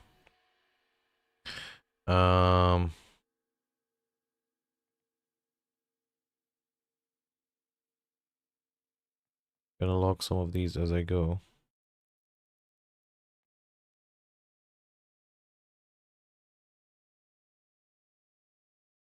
By the way, the good thing about locking them as well is that if you want to change, like let's say, the automation of a section of an entire orchestra, it will force you to kind of change one at a time, which is, you know, tidier. Right, so lock.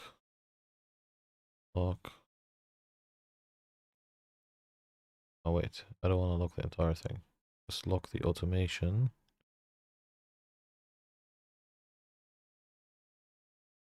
This has no automation here. Okay, that's good. Alright, with that being said, what about here? Is this locked? Alright, with that being said, let's go back to this here.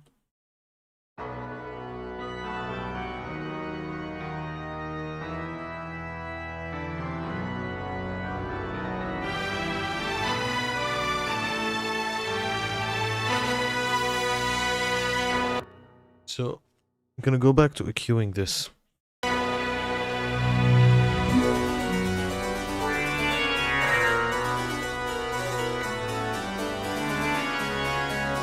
Okay, first, this is too much because we're on 30, so this is gonna be insane. 12 is good.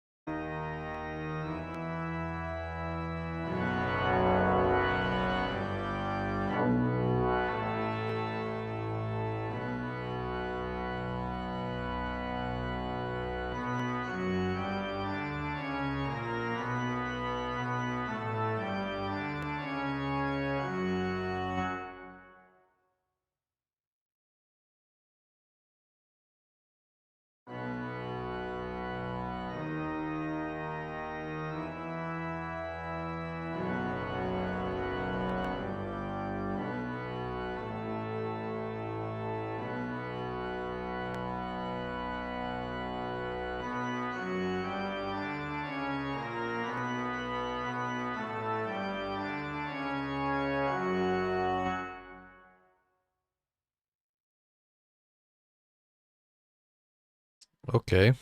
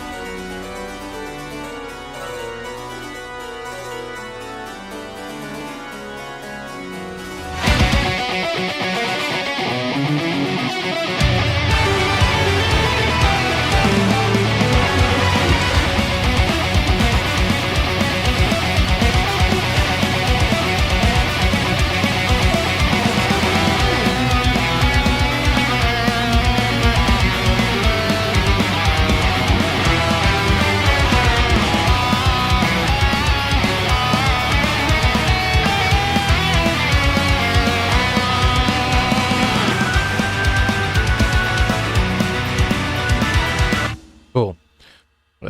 We just need to add some Saturn here. I was just sometimes I'm listening back to the song and I will start just to enjoy the song. I forget myself, so let's put some fab filter here and just increase some distortion.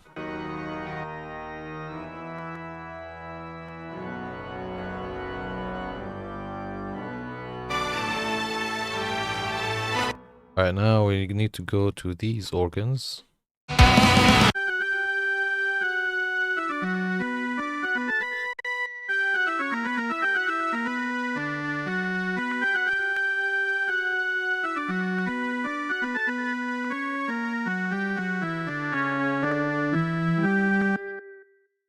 Again, multiband here, because we don't want to remove it all, but we want to control it.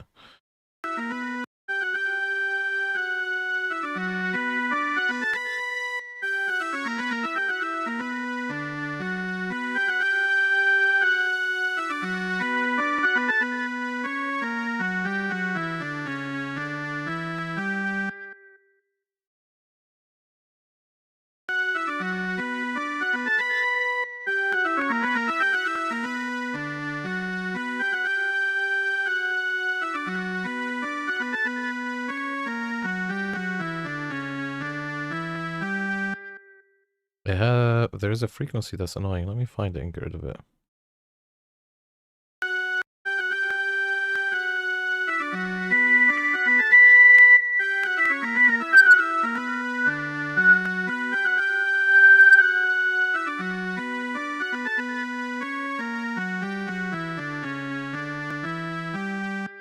Okay, cool.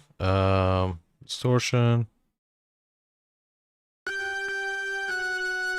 Too much distortion.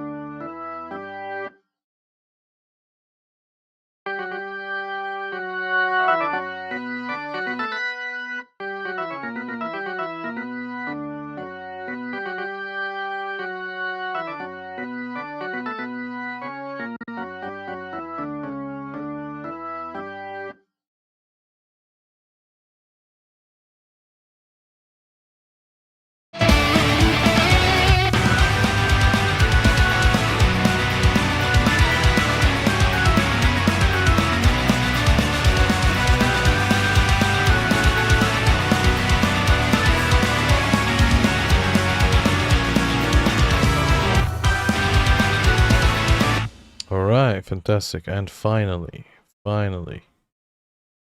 the harps. Now, are these included in the orchestra? Where did I send these to? Let's see where the percussions has been sent to. To the orchestra, okay. But I think, I'm not sure if we're actually working with them right now. I think they're all down or something, or I can't even hear them. Like, for example, here. Let's see, let's go to here. I can't even hear this. Yeah.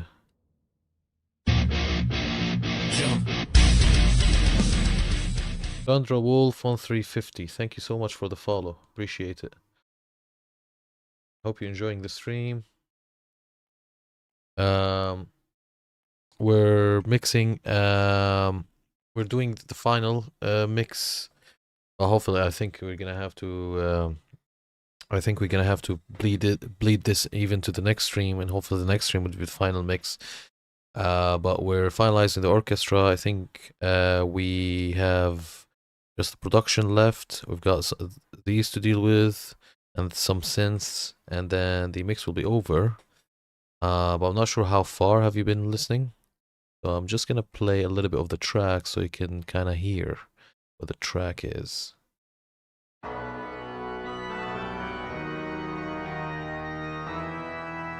All good, all good. Thank you so much. How's it going with you? Where are you chatting from?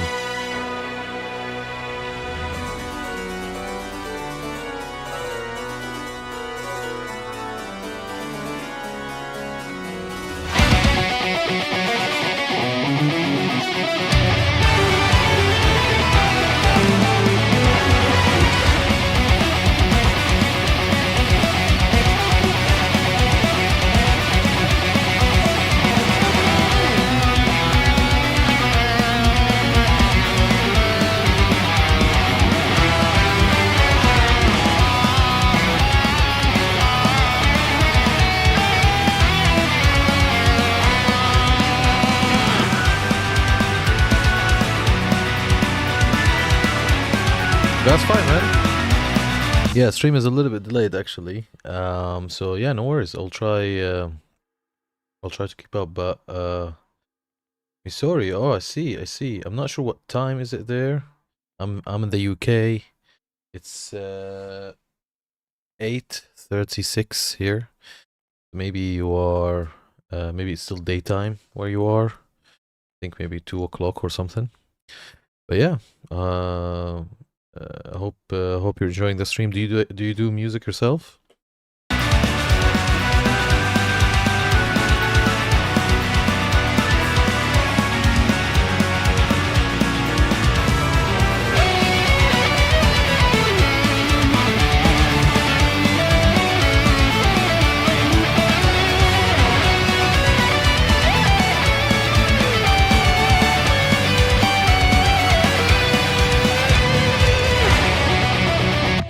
Alright, and then the track repeats, as you can see, half of it. There are some extensions, but yeah.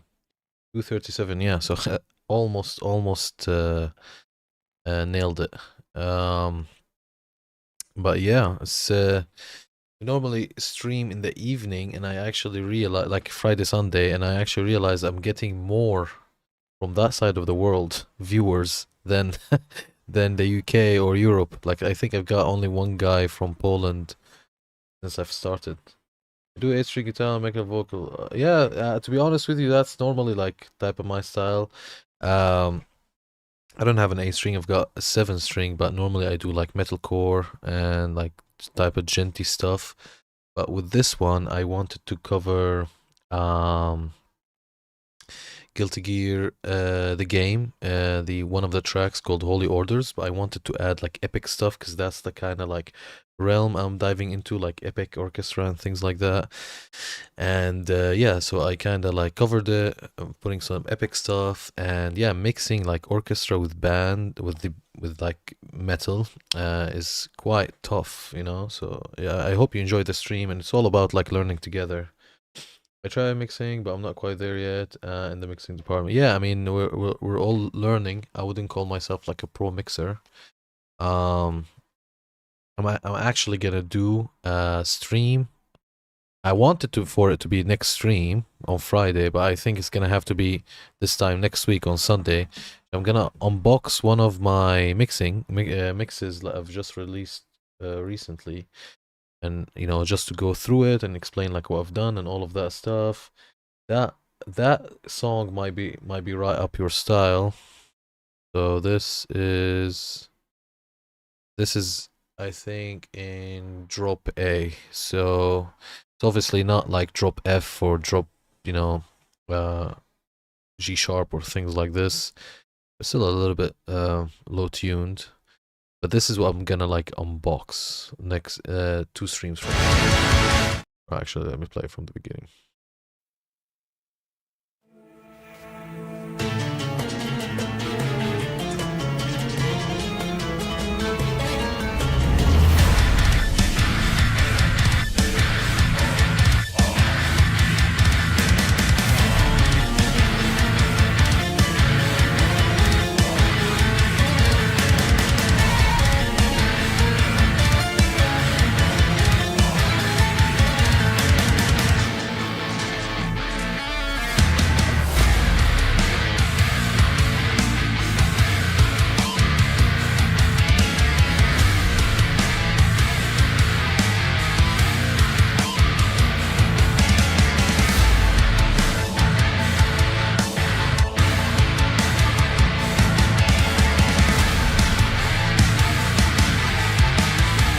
there's the orchestral bit.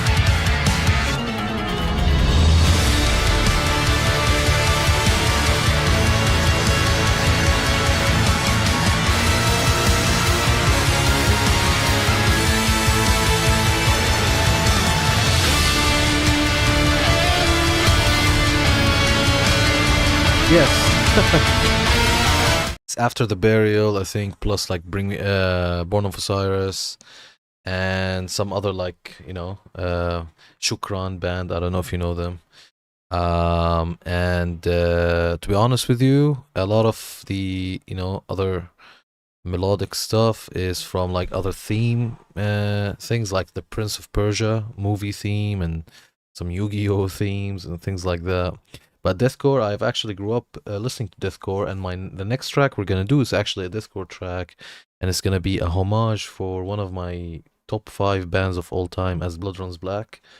If you're into deathcore, you might know them. As Blood Runs Black, I mean, yeah, that band means a lot to me. It's the band I used to play the most when I used to come back from school and all of that stuff. So especially the first album, Allegiance, that's like I grew up on that album, and I'm so happy also that All Shall Perish are back. But with the As Blood Runs Black, I've created a homage song that I'm recording now in the background of this, and I'm gonna start, mixing it and like post-producing it on stream. And I think I'm gonna call the song Allegiance, which is obviously the album for As Blood Runs Black, and it's a homage song where like every section of that song is an As Blood Runs Black section. But that's literally what I'm recording right now when I'm off stream, so we can, stream the post production of it and the mixing of it and all of that stuff. Yeah, so you might actually enjoy that one. But I'm not sure if you're more of a Lorna Shore, After the Burial type of deathcore, although After the Burial are more gent. Or you're more of a like As Blood Runs Black, Carnifex, Job for a Cowboy type of deathcore. There's also the Despised Icon, like caveman deathcore type of thing. But I always used to be in the As Blood Runs Black type of deathcore. Humanity's Last Breath. Everybody, all right. Yeah, so Buster Core basically is that, yeah, I like Humanity's Last Breath and anything that Buster does really. But I'm not like a fanatic fan of anything. Like I'm not a gent fanatic or anything. I try to stay not what would I say? Not like locked into one box. You know what I mean? And that's why I try to do like multi-genre songs. Like you'll find me like one song I'm doing something like this where it's more like anime gamey. Next song will be deathcore. One song will be hardcore. Things like that. Yeah, Bustercore, yes. But yeah, deathcore. I'm more of the old school stuff. Like Humanity's Last Breath, I think I've got a few songs in my gym playlist. But again, I'm more of an old school deathcore type of thing. And old school deathcore, what does that even mean? 2005? I mean, can you imagine 2005 is now old school? But yeah, so I think I've got so in the gym playlist, as you can see, there's some After the Burial stuff. I think I had 2 Humanity's Last Breath songs. One is the most popular one. I think you know the one I'm talking about. And there was another one. But anyway, so yeah.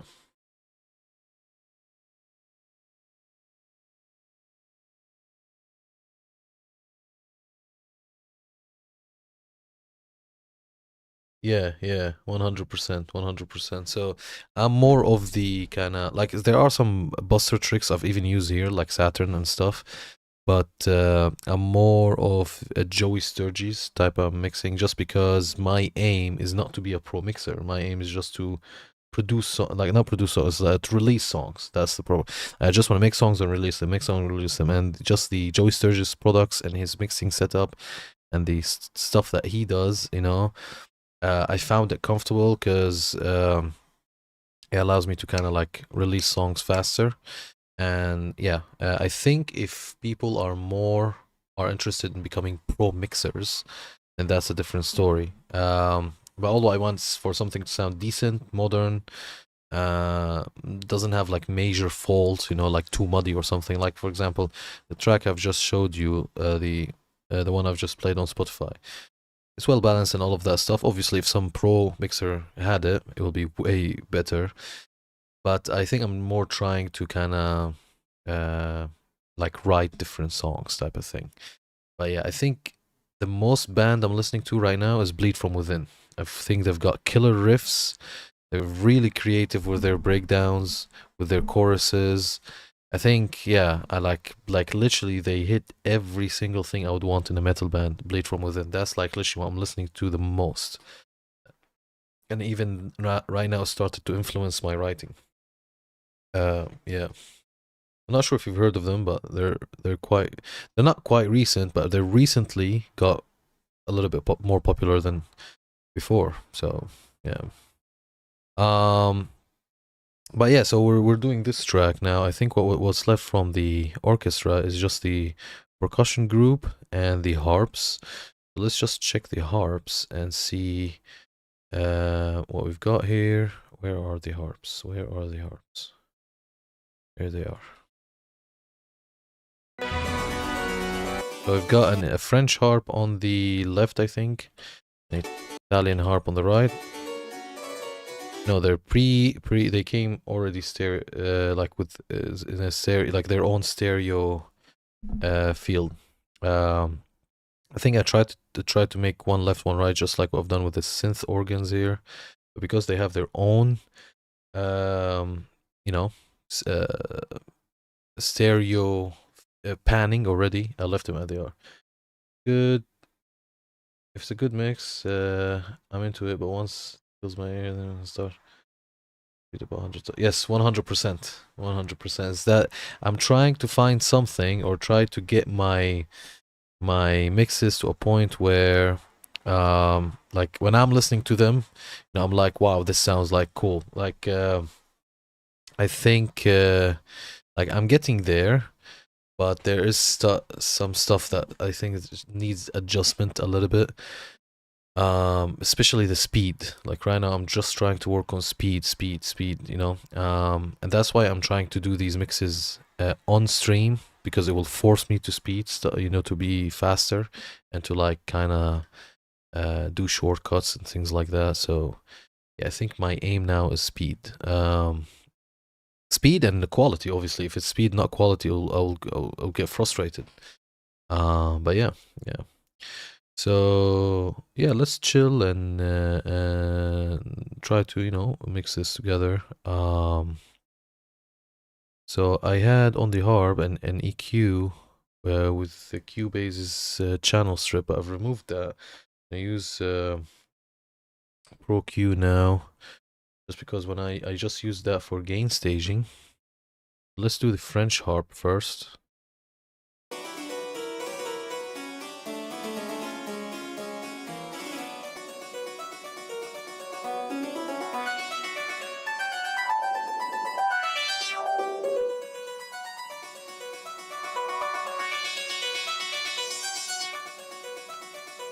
So I like to cut using like Spectrum EQ like this, but to add using an analog EQ or something that has color.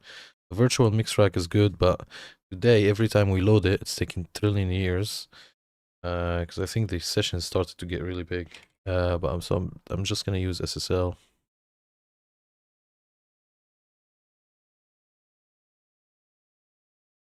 Yeah. I actually don't do vocals at all. At all. Like I don't record vocals, I don't mix vocals. That's like kind of a weak point for me. I really want to get into it, but I don't normally work with other people just because never, you know, never happened really. But and I don't sing myself, which is why I've never actually touched vocals. I mean, the closest thing I've got to vocals is there's a track that I said jump before the breakdown, and choirs. That's the literally the closest thing I've got to vocals. But I really want to kind of start to see how I can maybe, you know, get some vocals in the track, or maybe if I write something with someone that does vocals to get into that world. Uh, I know kind of the basics from the tutorials I've watched, so I think I can like get into it and like maybe do something good. I don't know, but I've never actually done it. And I think I stay away from anything that needs a lot of like editing. Like for example, recording vocal from my heard needs a lot of editing and melodyne and things like this. And I don't want like I want to you know, do things that are fast. So yeah, I don't know.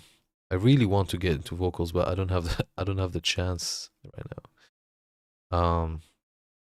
Hopefully we'll see what we can do. I'm trying to find a library that has chants so I can add those instead of the vocals, because right now what I add instead of vocals is like melodies using like some instruments or synths or whatever it is, some whatever thing that I in each track I use. Could be like even the guitar, the lead of the guitar will be the top line. But once I figure out like how to get like vocals on track, or if I collab with a singer, then we'll try that. Have you tried mixing vocals or?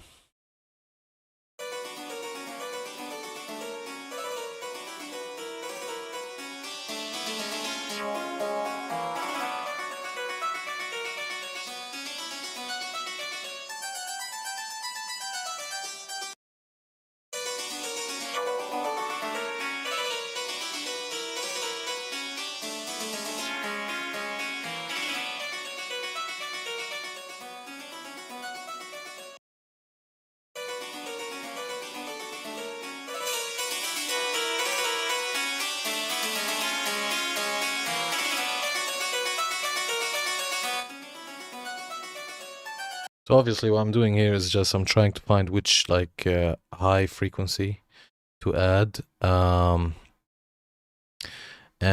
yeah, normally I exaggerate it, I sweep the frequencies, find the one that sounds good, and boom, then put it down.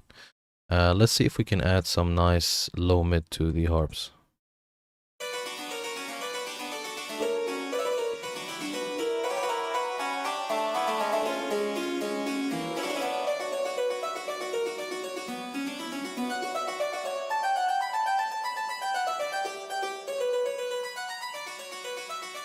So all of the cuts I've done through ProQ, and the anything I've added is SSL. And we'll just add some distortion. I mean, we can add a tube one from Cubase or Virtual Mix Rack, but I'm just gonna use Saturn just in case if I want to EQ from within it.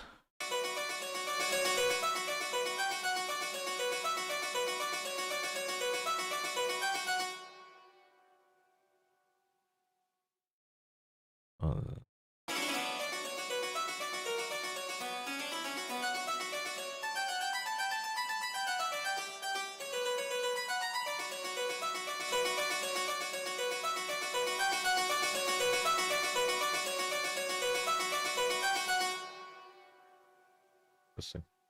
Only time I have where covers I just did practice for the most part. Yeah, yeah, man. I've never done it, but yeah, it seems like it could be a little bit difficult just because you want to make sure that the way I think about the song is in hierarchy. So for example, here, as you can see, I've got like 3 masters: production master, orchestra master, and band master.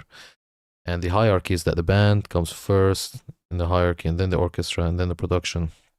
That's kind of like how I see the mix. Obviously, they all go to a mix bus, and so on and so forth. I think if I had a vocal, I think it will be the top in the hierarchy. You know, like it's ducking everything.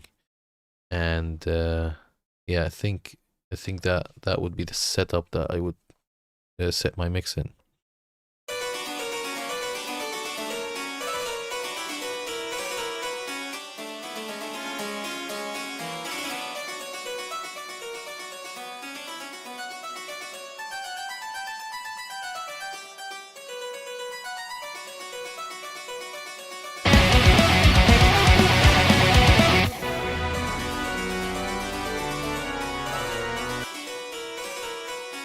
Right, so that is the French harp. Let's do the Italian harp.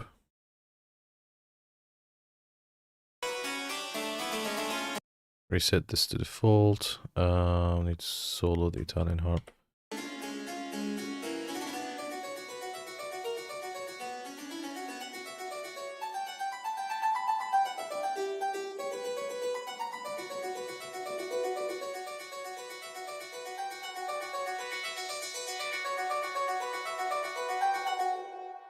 Go back and loop it.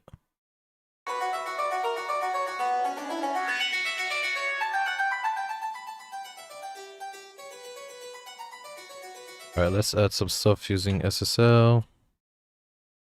Come here.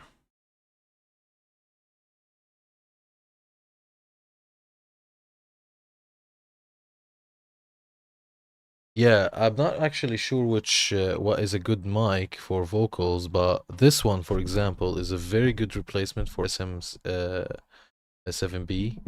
So I'm not sure if you know about this. This is called MV7X, and it's basically they've made a very like Shure made a very decent quality SM7B you know, like little brother type of thing, but then they've added exactly the same shape, the same, you know, casing.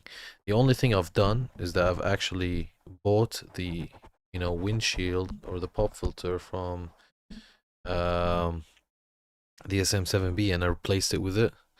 And I think this could be a good mic for vocals. I don't know.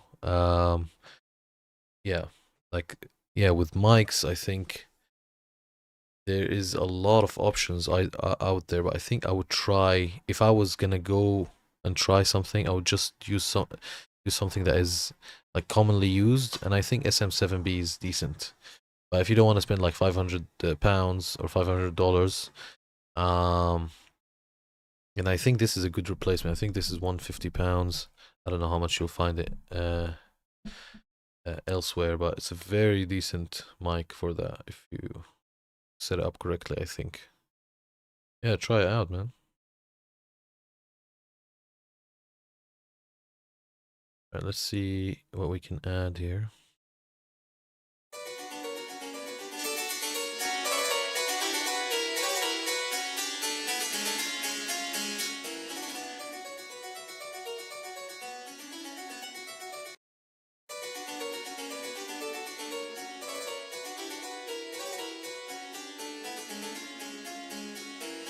Oh, interesting.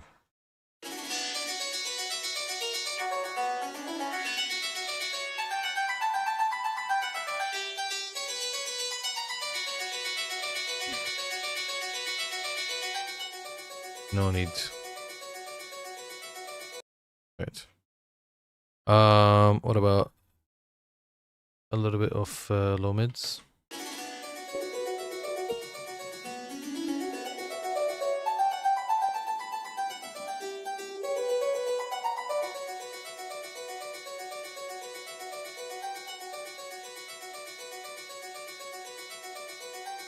Okay, I ended up cutting a little bit instead of adding.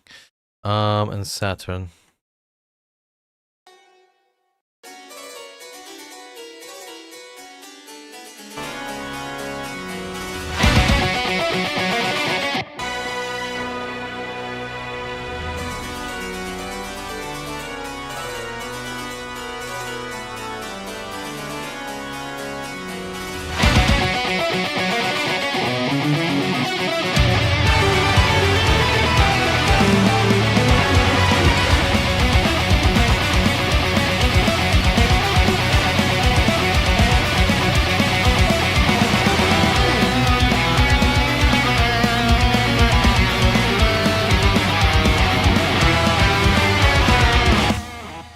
Got you, like the actual recording tricks, yeah. To be honest with you, a lot of people as well, they use like a lot of like converters and things like that. You can use that in Box as well, like a virtual mix rack. You can actually put the virtual mix rack on your stereo in, and you know, like add preamps and stuff like that to your mic going in, like right to the actual DI of your voice. But yeah, like vocal recording is apparently needs a lot of study. Practice, all right. Yeah, to be honest with you, covers are the best way to learn anything normally. Like even outside music, even if you wanna like paint or anything. But with music, this is how I learned. I think last stream actually somebody joined this chat and started asking like how to get into music production in general, you know, and my answer was covers, right? Just like literally try to do covers. And I think the same would be with vocals or any even like tiny bit of you know, production. But the idea that you get a little bit bias of your for your creation, trust me, that's I think everybody is. You know, you do a cover, you like it, you know, and then but on your own thing, because you don't have like a point of like a very similar point of reference, um, because it's like a new track, right? So you'll be like, how would it? You don't know how would it sound if it was done by like a professional recording engineer or something. So you would always feel like it could be better, and that's kind of like what sometimes I have difficulties with. It's because I'm like, you know, I need to kind of like use every song as a, you know, step in the right way and not try to make, you know, to dwell on every song, because this is what I used to do, you know, like even with the last song I like this, where is it, this, I think I finished the mix on the same, like I've started the mix, finished it on the same day, and then I've done trillion revision because I just didn't want to release it um like not perfect, but then I've learned that I cannot do this anymore. I don't want to do this like again, like getting stuck, because I got really frustrated. I've done that I think right before Christmas, and I got really frustrated mixing that track, and I yeah, to a point where I didn't want to release it. There was one point where I didn't want to release. I was like, okay, this is a flop, right? But then I've just you know, took it easy, and I was like, you know, just gonna do my best and just release it. And then now I'm listening, every time I listen back to it, I think it's great actually. So yeah, sometimes, you know, we give ourselves like a little bit a more like a more hard time than we need to. That's the, I'm trying to kind of let a lot of you know, a lot of these type of moments go and just move on. Um, yeah, like for example, in this track, actually, 2 streams ago, I think, I've done a mistake where I gain staged everything before I.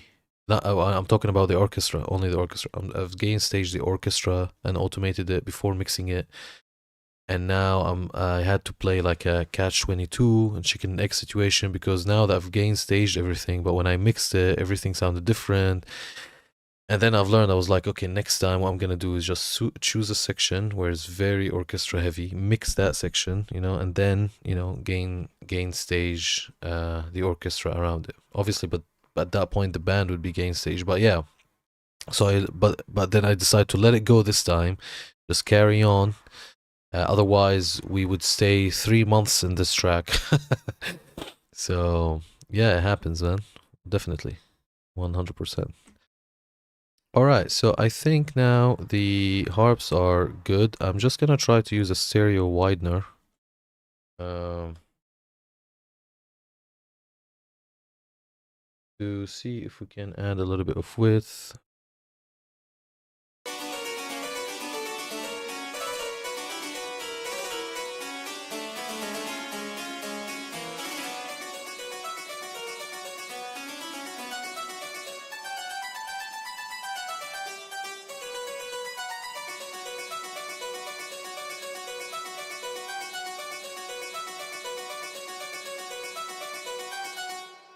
No, I don't like it. I think it's messing up the. Let's see something else. 1 second. Widener.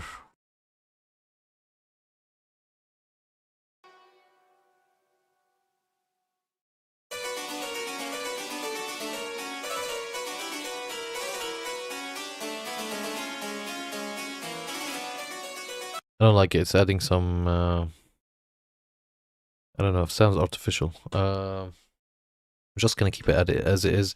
Again, I mean, each one of these harp samples. I think one was Spitfire and the other one was just native instruments. They're already panned, pre-panned, so they sound good. Okay, let's see how everything sounds like right now after we've done the harps.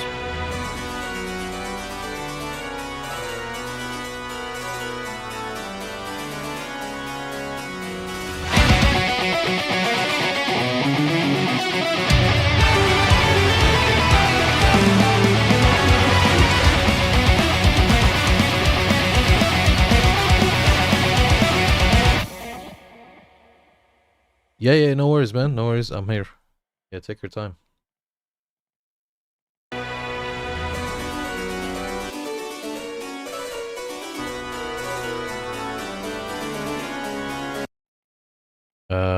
Okay, so what I want, put this back up. So go back, and then go to this here again. Just click back again, and then on the group, I just want to do something. I want to add a EQ. I think I want to add a little bit of mids because it's starting to sound too thin.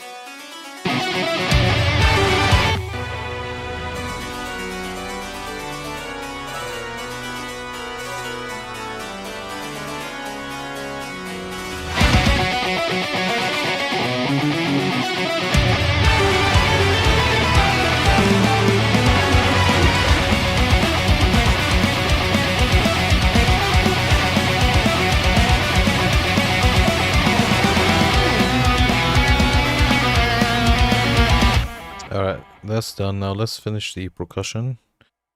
So anything we don't want, let's close, please, because I don't want...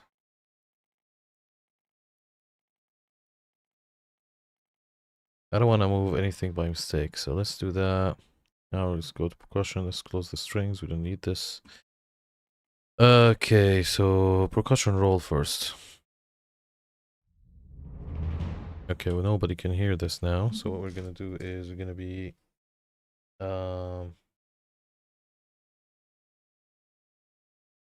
Let's glue drums. Do Sturges. Gonna put fat.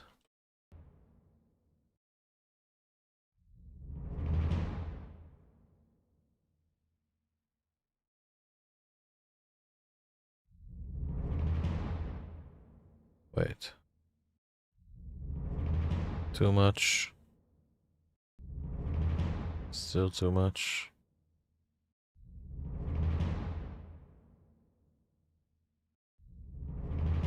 Yeah, good enough. Increase the output.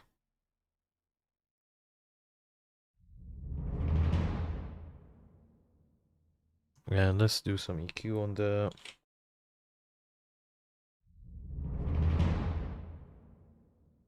I wanted Fab EQ, but Infinity EQ came up.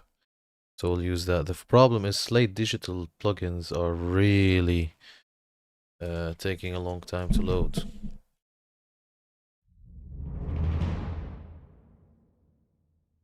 We'll have to wait for that one. Alright. I don't want to finish the stream until I at least have finished the orchestral mix with the orchestral master, I think. So we can do that very quickly if I'm not wrong.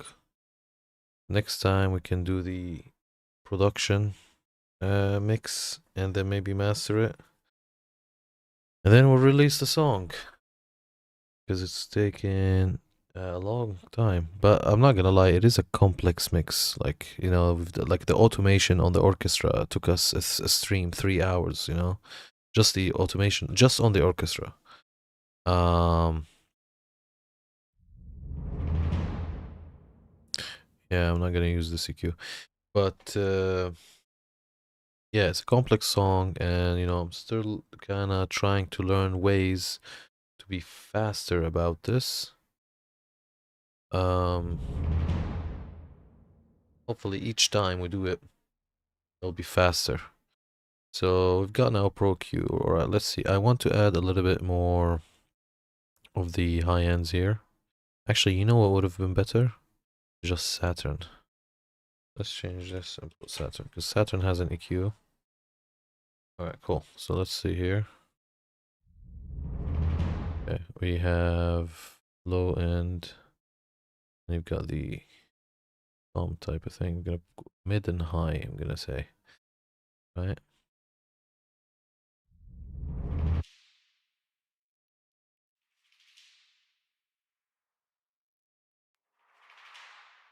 Okay, cool. And here, let's see this one. Cool. And then you've got the rumble.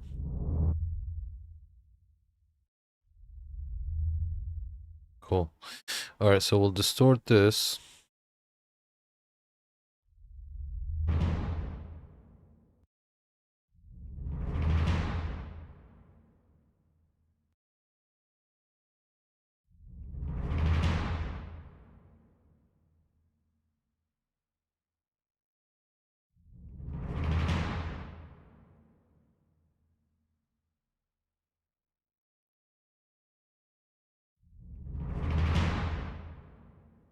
Actually, I'm not gonna put it down. I'm just gonna use the distortion. Okay, let's see how this sounds in the track.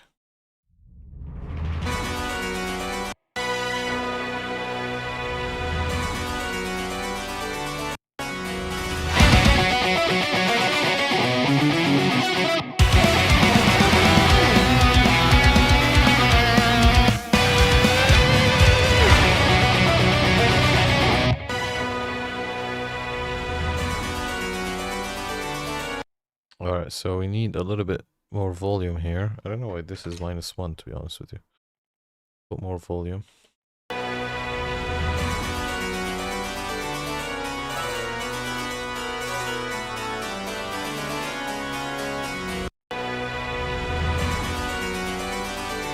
Cool. We'll leave it here. All right, let's move to the next one, which is cymbal swells. Okay, so with this one, I think we can just use the Cubase stuff. So put the strip before the inserts, put the EQ before the comp, turn the EQ on. Let's see what we have. Back.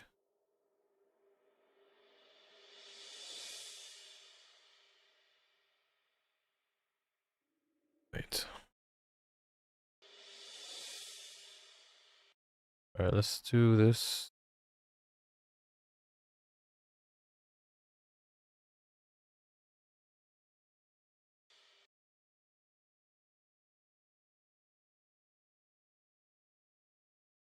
Yeah.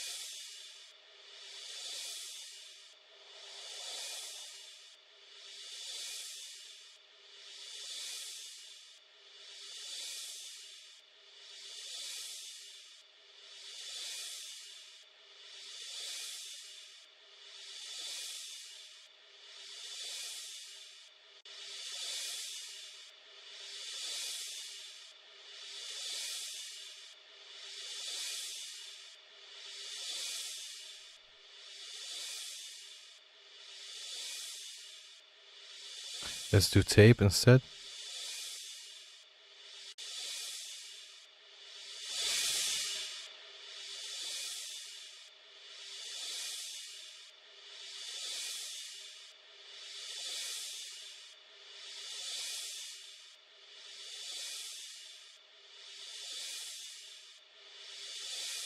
Alright, let's see how it sounds.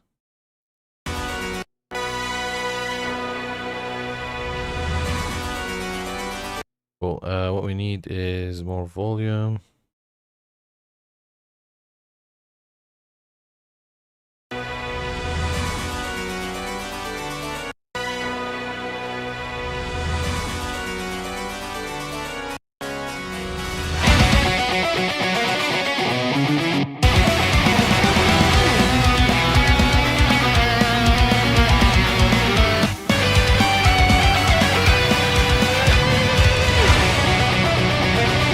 Cool. That's that. Alright, I'll move to the next one. Let's see, percussion cymbals.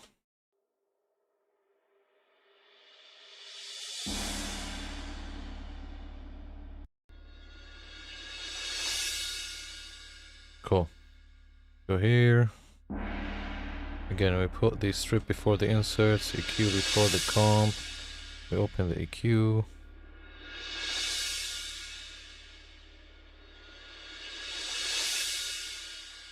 What's happening here?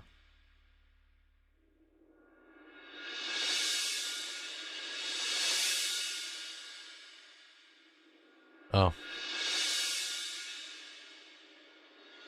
Wait. So we don't want this. Yes, we actually do want this, but only this.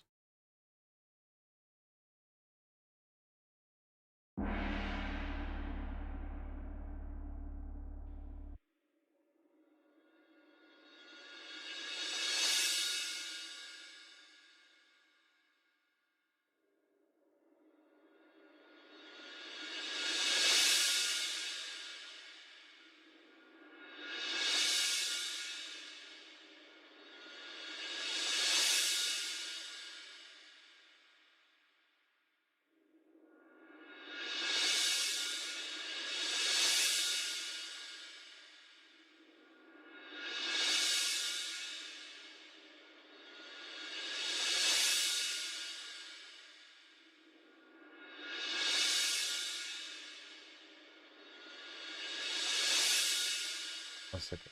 Something happened here.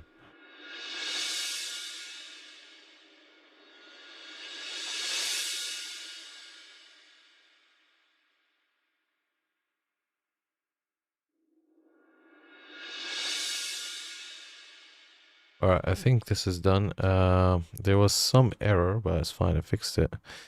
Okay, so... Right, so rolls, we've got them covered.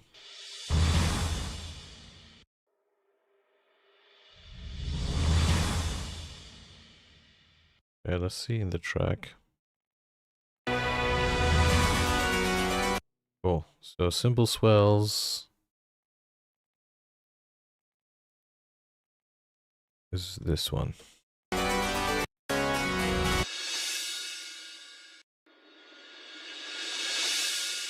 So we've already got everything we want on these.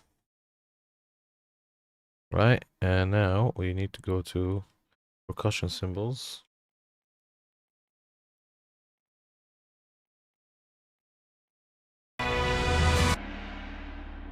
Okay, cool.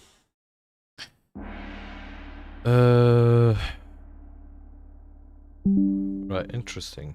So this has actually a lot of low end. So let's go low pass.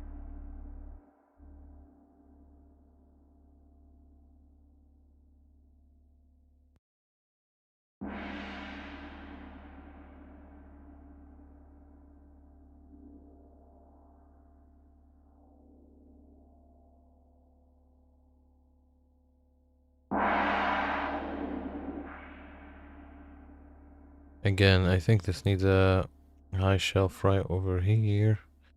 Take this just to remove some honkness.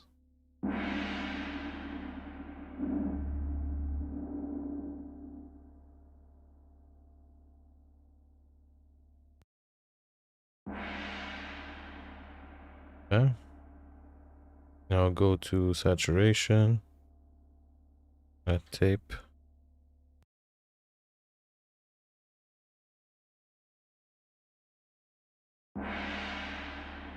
and some volume.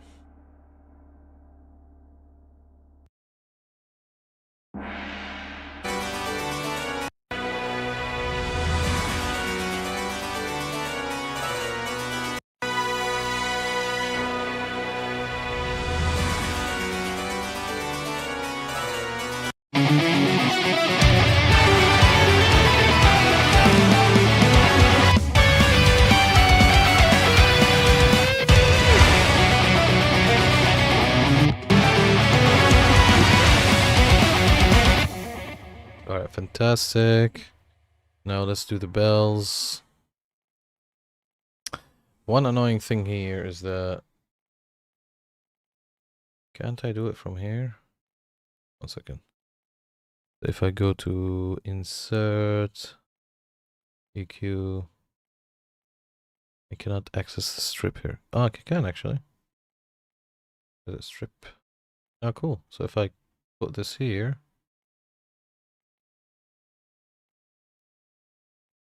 Yeah, the only problem is that this doesn't... I wish you can have it here actually. That would be fucking fantastic. Can you imagine? Editor.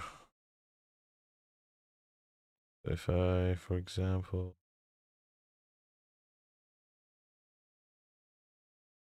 yeah, you can't have this here.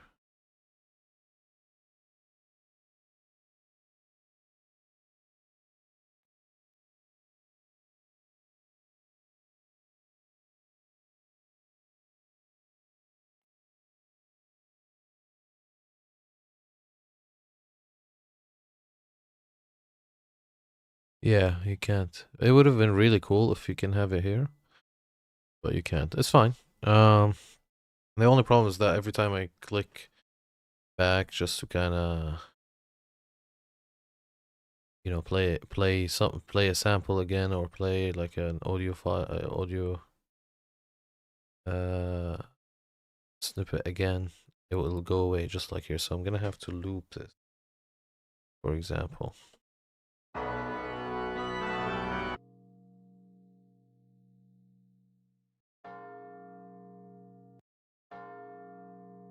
Alright, cool.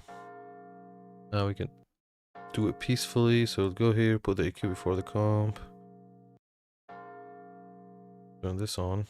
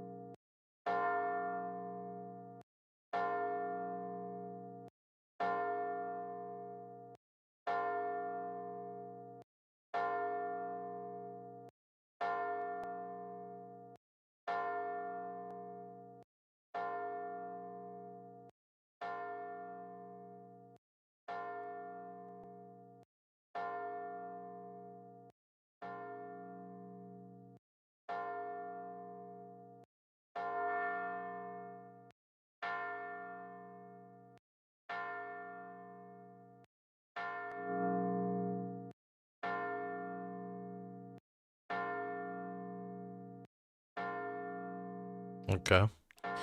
And now we go and put some saturation.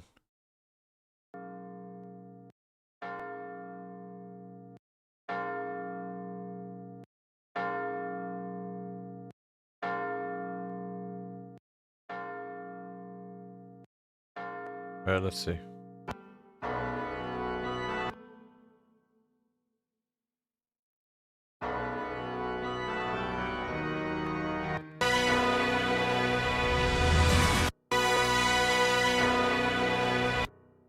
remove this for a minute.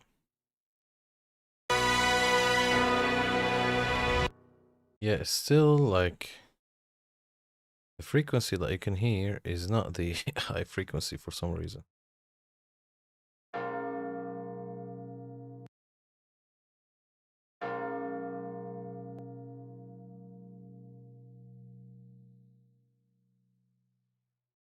Very strange. Go here.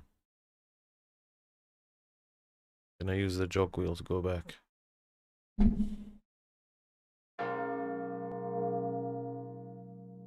I'm gonna actually reduce, no, not you. Turn off. I'm gonna actually reduce this because you can hear a lot of it through the mix. Yeah, and maybe you go to here and say, put it back at 0.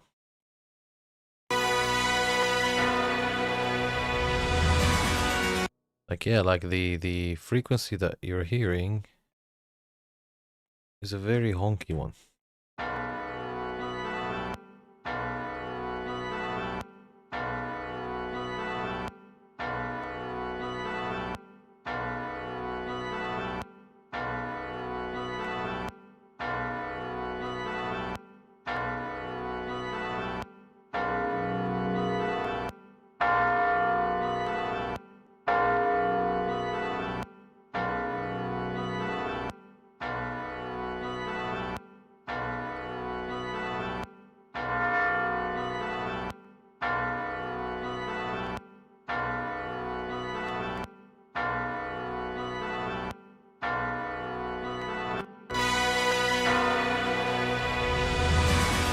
Okay, cool. And now I want to put it in a reverb. I think can you do that here? Tools, for example. What can you do? You cannot. I think that's too much to ask to have it all in the channel strip. Okay, let's just use what should be.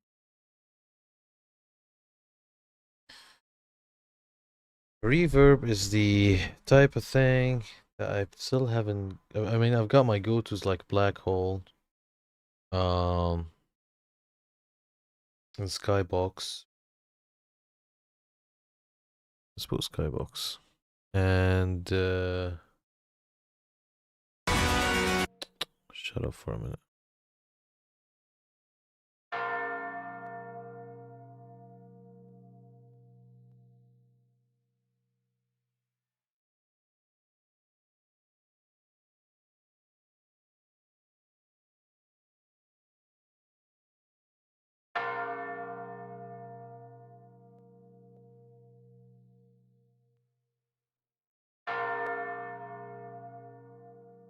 Cool. I think this is good. I'm gonna put this here on the other bell as well. And we'll just do the same thing with the other bell. So let's solo this and let's loop it.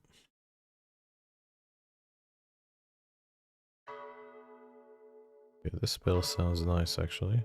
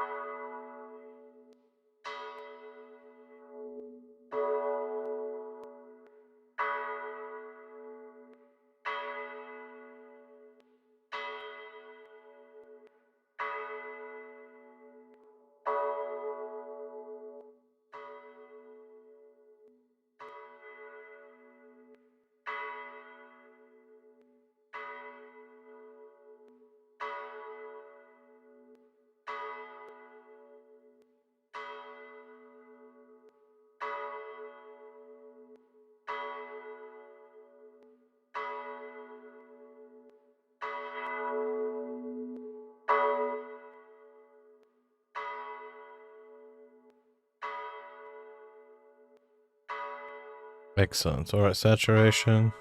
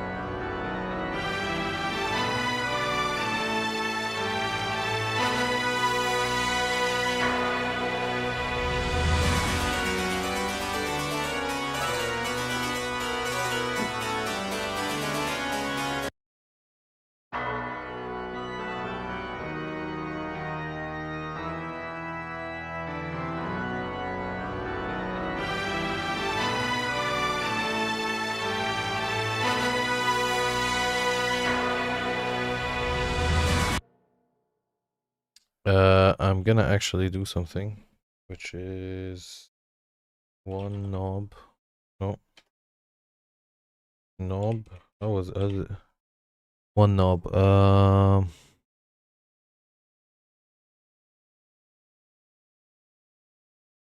Brighter. Okay.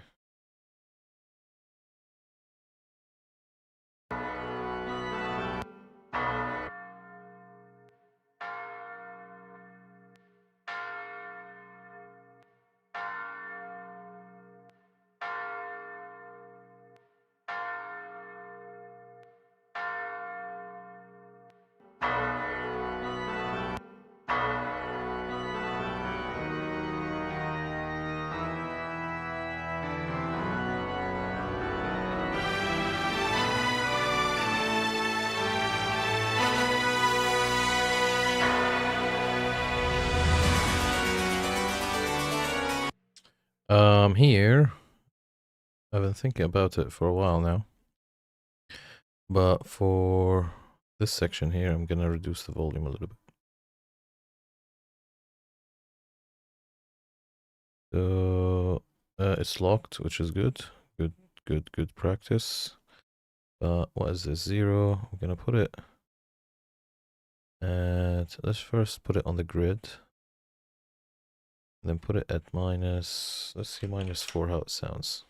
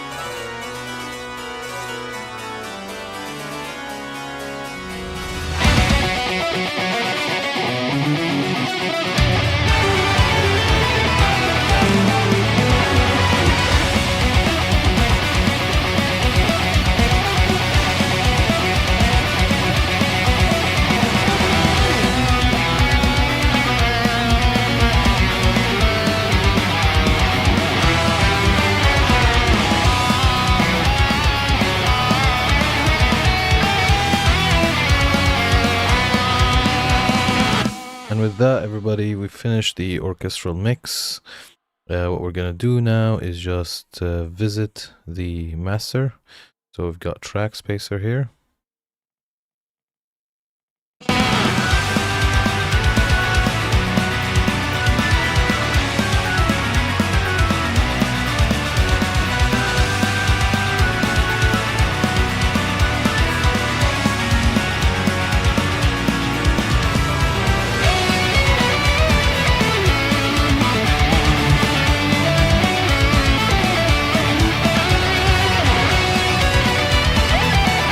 Just want to see, it seems like here I've added some -3.